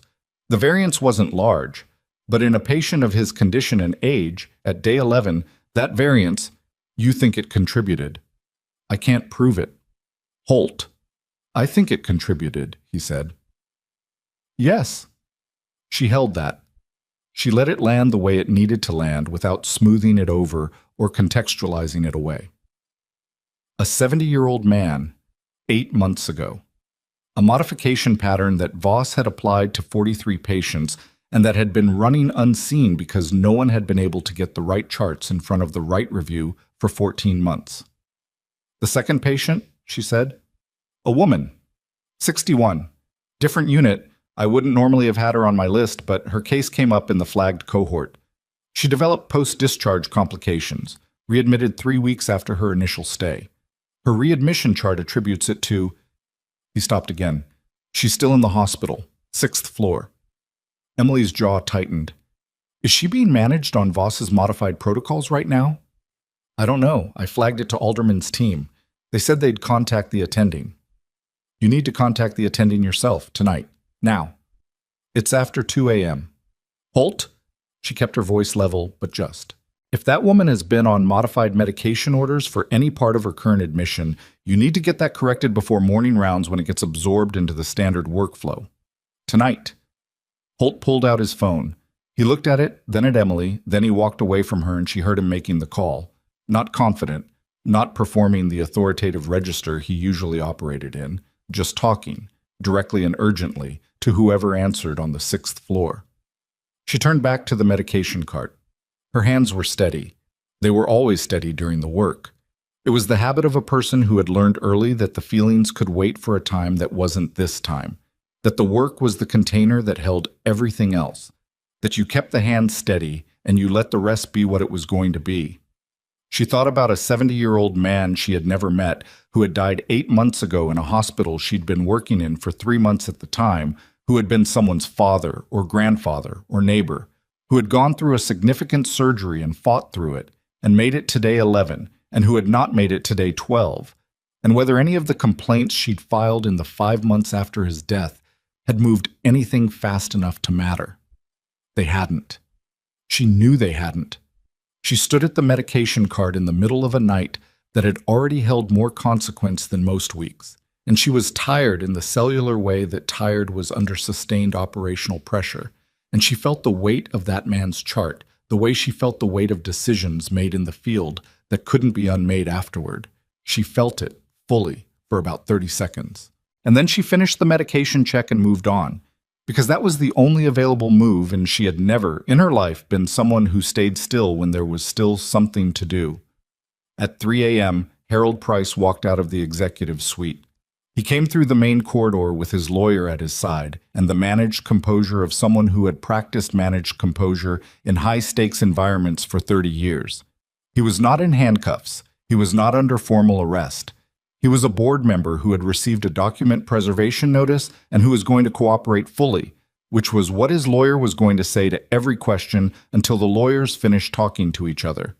He passed through the emergency wing corridor because it was the most direct route to the administrative exit, which was the calculation of a man who wanted to leave and knew the exit routes. He passed the window of the trauma bay. Emily was visible through that window, not positioned for visibility, just present in the place she was supposed to be, doing the work she'd been doing for the last 8 hours. He stopped. She didn't see him stop. She found out later from Solis, who had been watching the corridor as a matter of operational habit.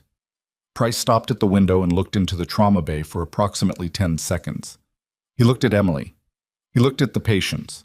He looked at Brianna at the nursing station, and at Dale's gurney, and at the general state of a unit that had absorbed 4 critical traumas and was still running, still managed, still providing care at 3 in the morning because the people in it had not stopped. Then he kept walking. His lawyer touched his arm when he paused, and Price shook the touch off gently, and he stood at the window for those 10 seconds alone, and whatever he thought during them was not available to Emily or to anyone else. He kept walking. The administrative exit opened and closed. Alderman's team was behind him, not blocking the exit. He wasn't under arrest. He could leave. But present, noted, the institutional presence that meant the conversation was not concluded, only paused for the part of the night that remained. Emily heard about it from Solis at 3:12, in the corridor outside the bay. He stopped, Solis said. I heard. You were in there the whole time. Yes. Solis was quiet for a moment. For what it's worth, the colonel is going to include tonight's clinical response in the official unit report. What you did in that bay is going to be in the record. Emily leaned against the corridor wall because her feet had been going for 8 hours, and the wall was there. How's the convoy doing? The ones who didn't come in on gurneys? Decompressing. The way soldiers decompress, which is to say badly and without admitting it. Solis almost smiled. They're in the family waiting area. They asked if they could stay until the patients are stable enough to transfer. Tell them the patients are stable. I will. They'll still stay. Emily nodded. That was correct. That was exactly what they would do. At 3:45, the last significant revelation of the night arrived in the form of the woman with the tablet, who had not left the building and who came to find Emily in the bay with an expression that was not quite urgent but was something adjacent to it. "Alderman asked me to inform you directly," she said. She had a name, Reyes. She'd introduced herself at some point in the evening, and Emily had filed it, and she spoke with the same stripped-down precision as her supervisor. The forensic team completed the preliminary audit of Voss's workstation. The deletion she attempted. Partial deletion. She got approximately 30% of the dispensing logs before the team reached her. Reyes paused. The logs she deleted cover a specific 6-week window, March through mid-April of this year. Emily processed the window. March through April. She pulled the internal calendar she kept in her memory. The timeline of her own complaints, the dates she'd filed, the specific incidents she'd documented. March. The cardiac patient whose chart she'd flagged in month 6. That was her third formal complaint to the internal system. April was when the chart for Roy Delamar's colleague had shown the anomaly. The one Holt had mentioned, the operator with the allergic reaction that might not have been allergic. She targeted that window specifically, Emily said. It appears so. The 30% she deleted corresponds to the period when the complaint documentation was most active. Your filings created a higher volume of review activity, which meant the medication records from that window were more likely to be cross-referenced by an outside investigator. She was trying to close the gap between her scheme and my documentation. Yes, Reyes looked at her. The Shadow Archive Alderman's team built independently covers the full 14 months. Her deletion was incomplete, but it tells us what she was most concerned about. Emily held that. Voss had been watching the complaint pattern.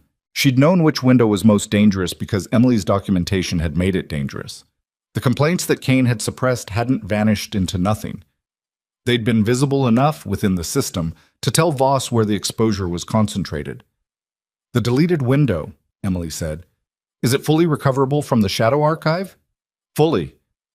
Then the deletion only tells you what she was afraid of. Yes, said Reyes. And now we know exactly what that was. She left.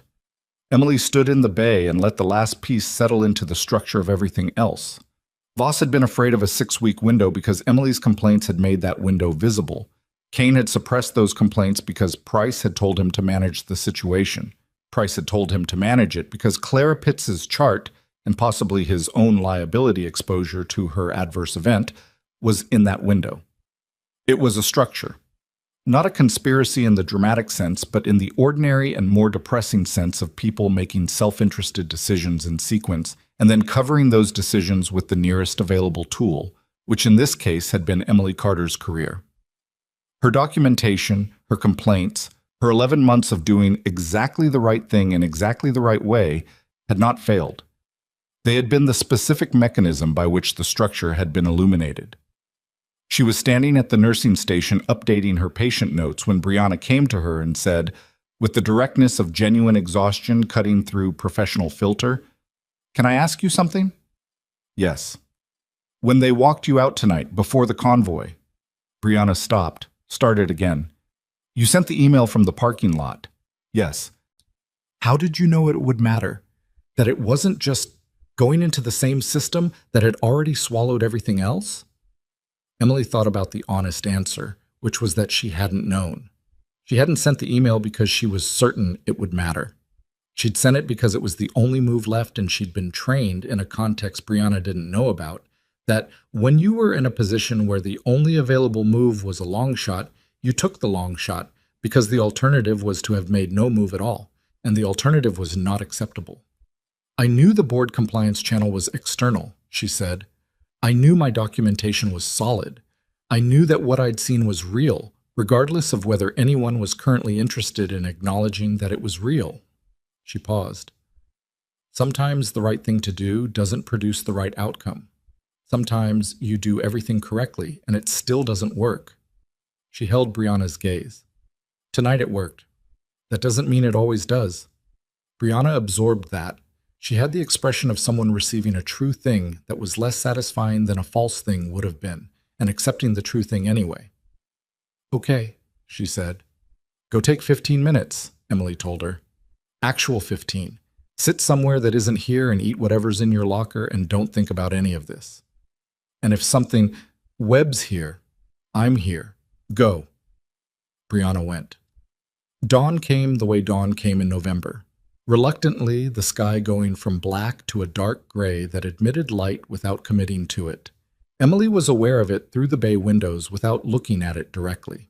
She had been awake for 22 hours, which was within her operational range and outside her preferred range, and she was managing it the way she managed things at R22, which was with discipline and diminishing reserves, and the knowledge that the patients in her care did not have access to the information about her reserves and required the same standard regardless. Dale was sleeping, finally, genuinely this time. Brianna had come back from her 15 minutes with slightly better color and a granola bar she was eating without looking at it, which was the correct dissociative approach to nutrition during a long shift.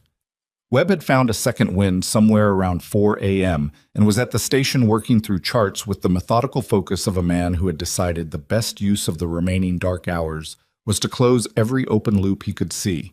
It was Webb who flagged it. He came to Emily at 4:50 with the look of a person who has found something they are not certain how to categorize. I was reviewing the overnight admission log, he said. Standard, just closing out the shift documentation. He had a tablet turned toward her.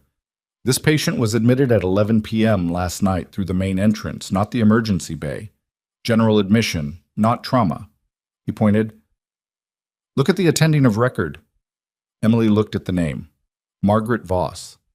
Not as a patient, as the attending of record on an admission that had been filed at 11 p.m., which was the same time that Alderman's team had found Voss in the pharmacy with the deletion protocol open. The admission was for a 67-year-old man named Bernard Collar, General Internal Medicine. The attending of record field in the EHR, which was supposed to contain a physician's credentials, contained Voss's pharmacy director ID number, which was not a physician credential and could not legally constitute attending of record status. Emily stared at the record. She filed an admission. At the same time she was in the pharmacy. Webb's voice was careful, the voice of a person who has not yet arrived at the conclusion but can see it approaching, which means someone else filed it using her credentials. Her EHR login was active in 2 locations simultaneously. Who's the patient? Bernard Collar, 67. His emergency contact is... Webb pointed again. The emergency contact name was Harold Price. Emily looked at the screen for a full 4 seconds. Bernard Collar was Harold Price's emergency contact. He had been admitted to Ravencrest Medical Center at 11 p.m. last night using Margaret Voss's credentials, while Voss was in the pharmacy attempting to delete records and while Price was in the executive suite with his lawyer. The admission created a record in the hospital's EHR that linked Voss's access credentials to a patient file that had no legitimate clinical basis and that established a paper connection, however thin, between a new hospital record and the period of the investigation. It was, Emily understood with the particular clarity of a tired mind arriving at a sharp corner, an attempt to create noise in the record. Not to destroy evidence, Alderman's team had the archive, but to introduce a false file that muddied the chain of custody, that gave Voss's legal team something to point to as evidence that her EHR access was routine and clinical rather than targeted and criminal. A legitimate-looking admission filed under her credentials while she was in the pharmacy gave her a defense that her access that night was normal, that she was doing her job, that the deletion was incidental. Someone had planned that. Someone who understood the EHR system well enough to file a clean admission using Voss's credentials while she was physically elsewhere. Someone who had been in the building, in the administrative wing, with access to a logged-in terminal between 10:30 and 11 p.m. The executive suite had a physician access terminal. Harold Price had been in the executive suite since 9:40 p.m. Emily looked at Webb. Print the full admission record, timestamps, terminal ID, login credentials, everything the system captured. She was already reaching for her phone. All of it. Webb printed. Emily called Solis. The call connected on the second ring, which meant Solis had not slept either. I need Alderman, Emily said. Now. There's a false admission in the EHR filed at 11 p.m. under Voss's credentials from a terminal in the executive suite, and the patient's emergency contact is Harold Price. A pause, short. Sending him to you.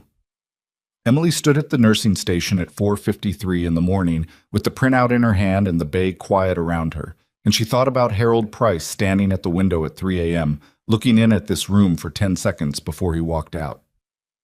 He hadn't been looking at her. He'd been looking at what she was standing in front of. The patients, the work, the room he'd spent the night trying to undermine from the executive suite with his lawyer and his carefully managed statements, and now, apparently, with something more deliberate than managed statements. He'd looked through the window and he'd kept walking because he'd believed the filing had worked. Because he didn't know that Marcus Webb reviewed overnight admission logs as a matter of standard shift practice.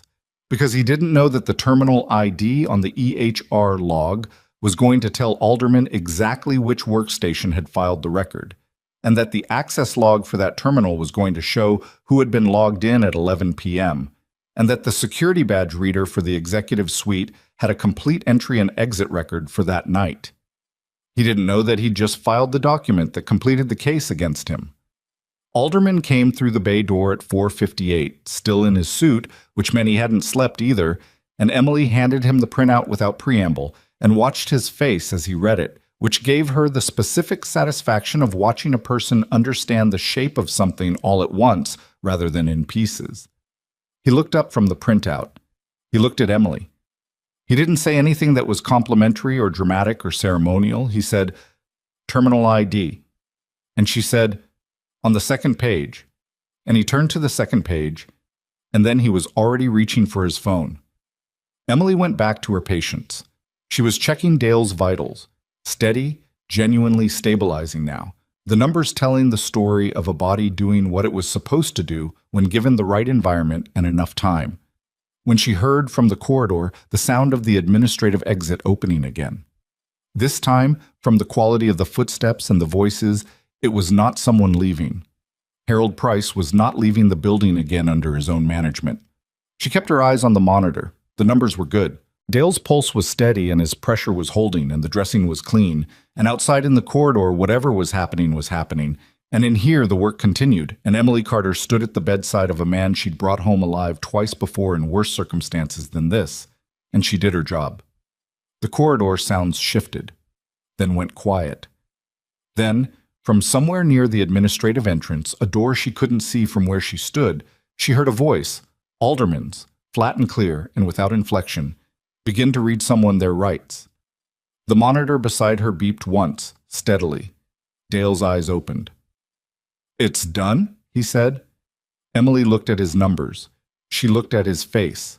She looked at the window where the November dawn was finally committing to itself, gray going to pale, the sky outside the trauma bay making its own slow accounting of the night. "Almost," she said. And then, from down the corridor, she heard something she had not heard all night. Brianna's voice just outside the bay door saying to someone Emily couldn't see, "You need to speak with Emily Carter, and you're going to want to hear what she found in the EHR at 4:50 a.m., because there is one more name in this that none of you have pulled yet." Emily went still. One more name. She turned from Dale's bedside and walked to the bay door and opened it, and Brianna was standing in the corridor with a printed chart in her hand and an expression that was past tired and past wired, and had arrived at something that looked like the face of a person who had, in the course of one night, discovered what they were capable of and found it surprising. "I kept reviewing," Brianna said. "After you told me to go rest, I couldn't stop." She held out the chart. "Bernard Collar, the false admission Price filed. I ran his actual medical record. He does exist. He has a history here. He was a patient at Ravencrest 14 months ago." She paused. "His medication records from that admission are in the flagged cohort. He's one of Voss's 43. Emily took the chart. "And the attending on his original admission," Brianna said, "the physician of record who signed his care plan 14 months ago and who had full access to his medication orders, it's not Holt." Emily looked at the name on the chart. The attending of record for Bernard Collar's original admission 14 months ago, the first month of Margaret Voss's modification scheme, was a physician whose name had not appeared anywhere in the investigation tonight, whose credentials were listed under a department that had no connection to trauma or pharmacy or the ICU, and who had been, according to the hospital directory still visible on the tablet at the nursing station behind her, on administrative leave from Ravencrest Medical Center since the previous Thursday, 3 days ago. Emily looked at Brianna. Brianna looked at Emily. "Who else knows about this?" Emily asked. "Just me," Brianna said. "And now you." Down the corridor, Alderman was still talking. The administrative exit was secured. Harold Price was being processed. The night was, by every visible measure, concluding. But the name on the chart in Emily Carter's hands was a name that Alderman had not yet heard, and it was connected to an administrative leave that had begun 3 days ago, which was either the most significant coincidence of a night full of significant things, or it was the piece that the rest of the structure had been built around, the piece that explained why the scheme had started 14 months ago, why it had targeted those specific drug classes, those specific patient profiles, and why Margaret Voss had known exactly which 6-week window to delete. Emily folded the chart under her arm and walked toward Alderman. Alderman read the chart in the corridor outside the trauma bay with the focused speed of a person who had been awake for the same number of hours as Emily and had maintained, through all of them, the professional discipline not to let exhaustion make him careless. He read it once through, then he read the attending name at the bottom again. "Dr. Raymond Selk," he said. "On administrative leave since last Thursday," Emily said. 3 days before tonight. Alderman looked up from the chart. He looked at her with the expression of someone completing a calculation they hadn't known they were running. "Selk isn't on any of the lists we built." "No, he wouldn't be. He's not trauma, not pharmacy, not in the ICU chain. He's internal medicine, surgical consulting, the kind of position that touches patient care across departments without being the named attending on most charts." She paused. "But he was the named attending on Burner Caller's original admission, 14 months ago, the first month of the scheme. You think he was the originating point. I think Voss needed a physician with cross-department access to identify which patients to target. The modification pattern Holt described, specific drug classes, specific patient profiles, that's not knowledge a pharmacy director has independently. That's knowledge built from clinical assessment. Someone had to tell her which patients were vulnerable enough to be modified without triggering automatic alerts, and which modifications would stay inside the range of defensible clinical variants. Alderman was already on his phone, not calling, typing, sending, the rapid contact of someone updating a team in real time. Selk initiated the administrative leave himself, he said, reading from something on his screen. 3 days ago. He cited personal health reasons. He knew something was breaking, Emily said. Someone told him. Price, Alderman said. It wasn't a question. They're all connected to Caller. Selk was his attending. Voss managed his medication records. Price is his emergency contact. She held the chart. Caller is either the patient who started all of this or the person all of this was built around. Either way, Selk goes on your list tonight. Alderman put his phone away. He took the chart from her. He looked at it one more time and then at Emily. And in the particular language of a federal investigator who did not deal in sentiment, he said the closest thing available. Thank you. Find Selk, she said, before he goes further than personal health reasons. He was already moving. She stood in the corridor for a moment after he left. Just a moment, the way she'd been allowing herself moments all night, brief and necessary. The minimum space between one thing and the next. The dawn outside the window at the corridor's end had gone from gray to pale gold, the reluctant winter sun finally arriving. She looked at it for 3 seconds and then went back to work. The next 4 hours were the unwinding kind. Not resolution in the clean sense, nothing about the morning that followed was clean. Selk was located at a hotel 12 miles from Ravencrest by 6 a.m., having checked in the previous evening under his own name, which was either arrogance or the paralysis of a person who had planned for many contingencies and found themselves unable to execute any of them. Alderman's team reached him before he'd checked out. Emily heard this from Solis, who heard it from the colonel, who heard it the way military personnel heard things, through a chain that operated faster and with fewer public relations considerations than civilian institutional communication. Selk's administrative leave paperwork, it turned out, had been filed with a forged signature on the authorizing supervisor's line. He had left the hospital's personnel system in a state designed to make him look cooperative and voluntarily absent rather than gone, which was a distinction that mattered to the legal process and not at all to Emily.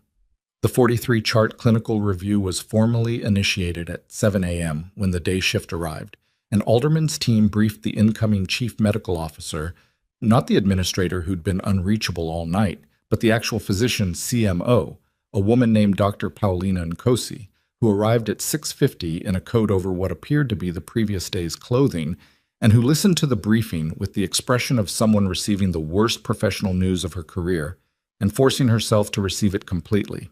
Emily was at the nursing station completing her shift documentation when Dr. Nkosi found her.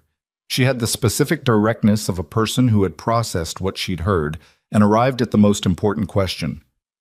"How long did you know?" "I suspected from month 4. I had enough to document formally by month 6. Emily kept her voice even. "Every complaint I filed is in the internal system. The suppression record is in Kane's handwritten logs. Alderman has both." Nkosi looked at her, not with the recalibrating expression that Price had used, or the professional neutrality Alderman had maintained, but with something more direct than either. "You should have been heard," she said. "This institution failed that." Emily held her gaze. "Yes. I intend to say that publicly, in the board statement when it's issued." "What matters," Emily said, "is the patients. The 43 charts, the 2 with complications, the one who died." She paused. "Those families need to be contacted before this gets to the press." Nkosi's jaw tightened. "I know. Are you going to handle that personally?" "Yes." Emily nodded. That was the right answer.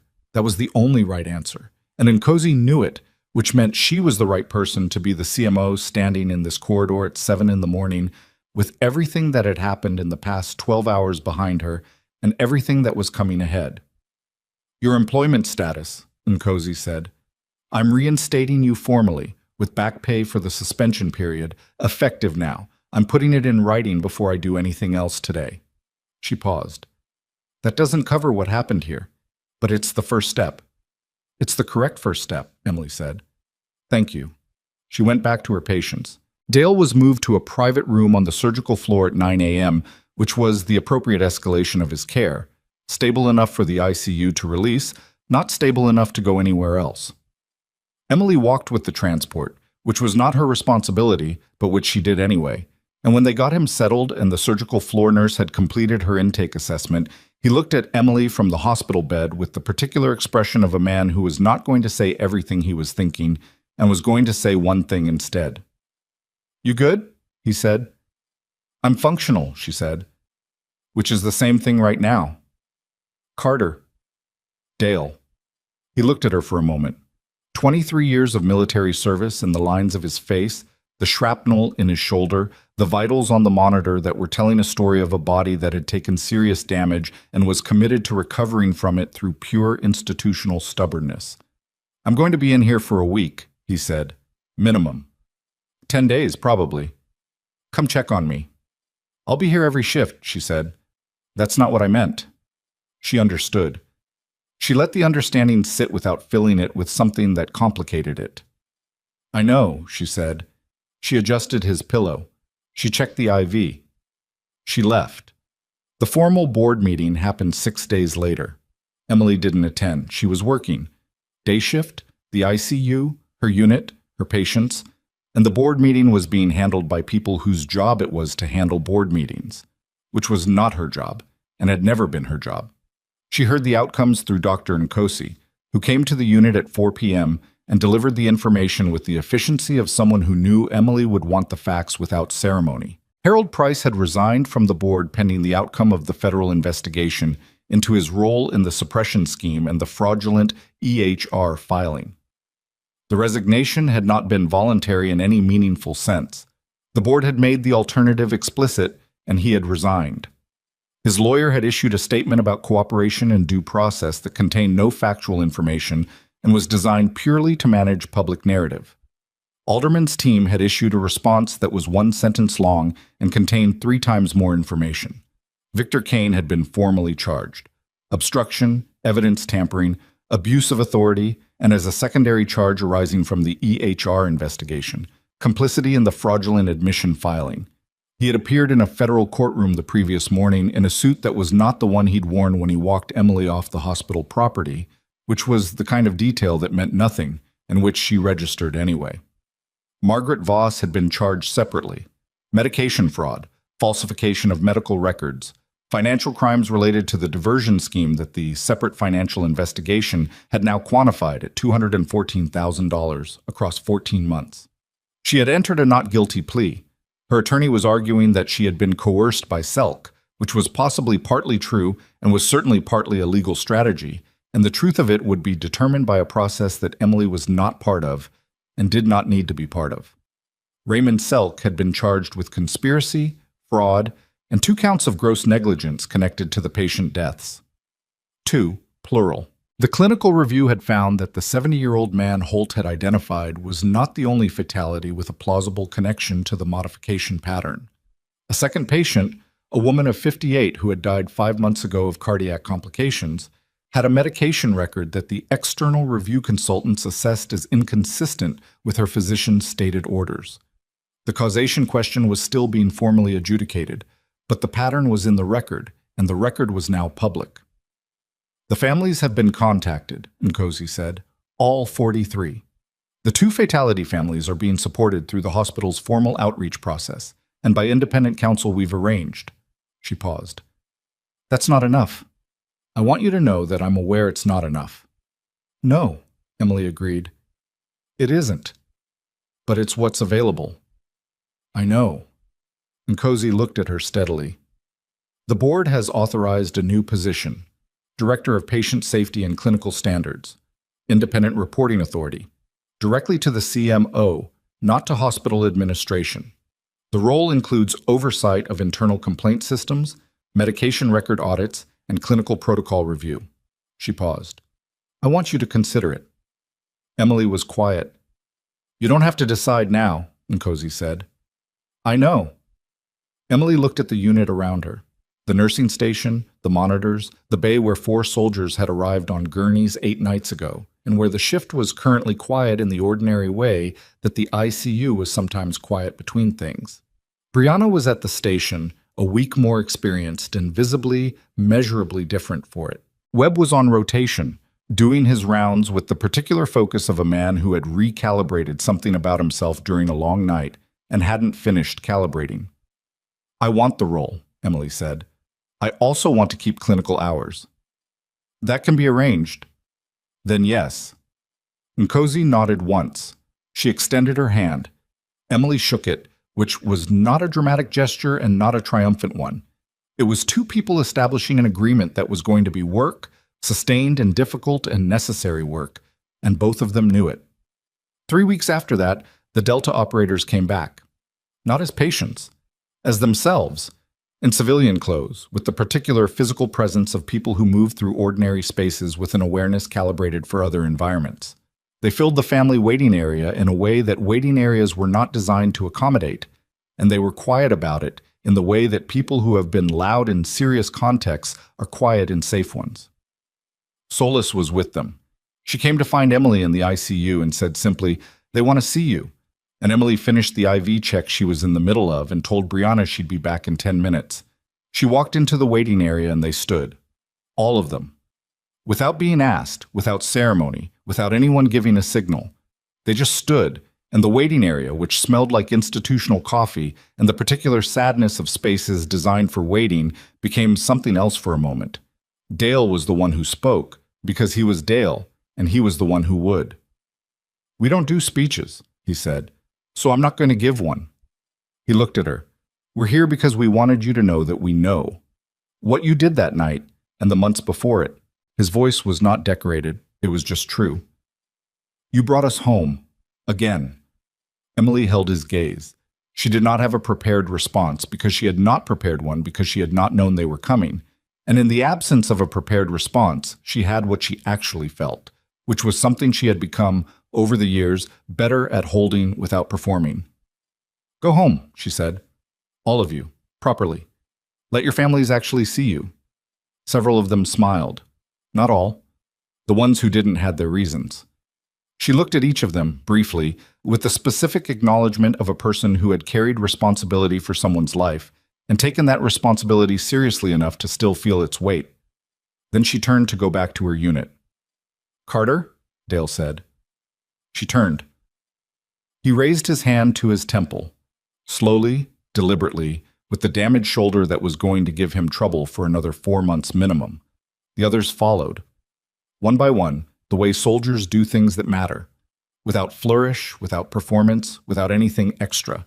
Just the gesture itself, clean and absolute. Emily stood in a hospital waiting room at 7 in the morning in scrubs and a badge that read Director of Patient Safety and Clinical Standards, the new badge, issued 3 days ago, that she'd clipped on and not thought much about since, and she returned the salute, not because she needed to, not because it completed something or resolved something or gave her the recognition she'd been denied. She returned it because they'd offered it, and because they meant it, and because she had learned in the years between the person she'd been in the field and the person she was standing here that accepting a sincere thing gracefully was its own form of strength. She adjusted her badge. She walked back to her patients. There's a particular kind of person who does the right thing not because it is recognized or rewarded or even sometimes noticed, but because the alternative is a version of themselves they cannot live in. Emily Carter had spent 11 months being invisible, being dismissed, being managed and maneuvered, and walked off a property by a man who thought that removing her access badge removed her ability to matter. She had filed complaints from parking lots and kept documentation in notebooks and watched her own thorough accuracy used against her. And she had not stopped. Not because she was certain it would work. Not because she was built without doubt or frustration or the very human desire to simply quit and find somewhere she would be left alone. But because the patients were real, and the harm was real, and the only tool she had was the truth of what she'd seen, and she was not the kind of person who puts down a tool because someone tells her it isn't working. That is the thing that power structures that dismiss quiet people consistently miscalculate. They mistake silence for surrender. They mistake patience for passivity. They mistake a person who is not loudly fighting as a person who has stopped. Some people are doing something else entirely. They are building the record.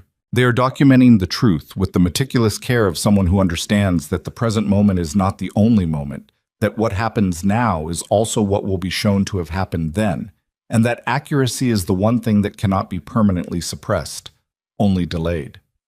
Emily Carter had been delayed for 11 months. She had not been stopped. She walked through the ICU doors, and Brianna looked up from the nursing station, and the monitors kept their steady rhythm, and somewhere down the hall, one of her patients was awake and needed attention, and Emily Carter went to them, because that was who she was, and that had always been enough. And now, finally, completely, on the record, and in the building, and in every chart that would be reviewed and every protocol that bore her name going forward, everyone else knew it too.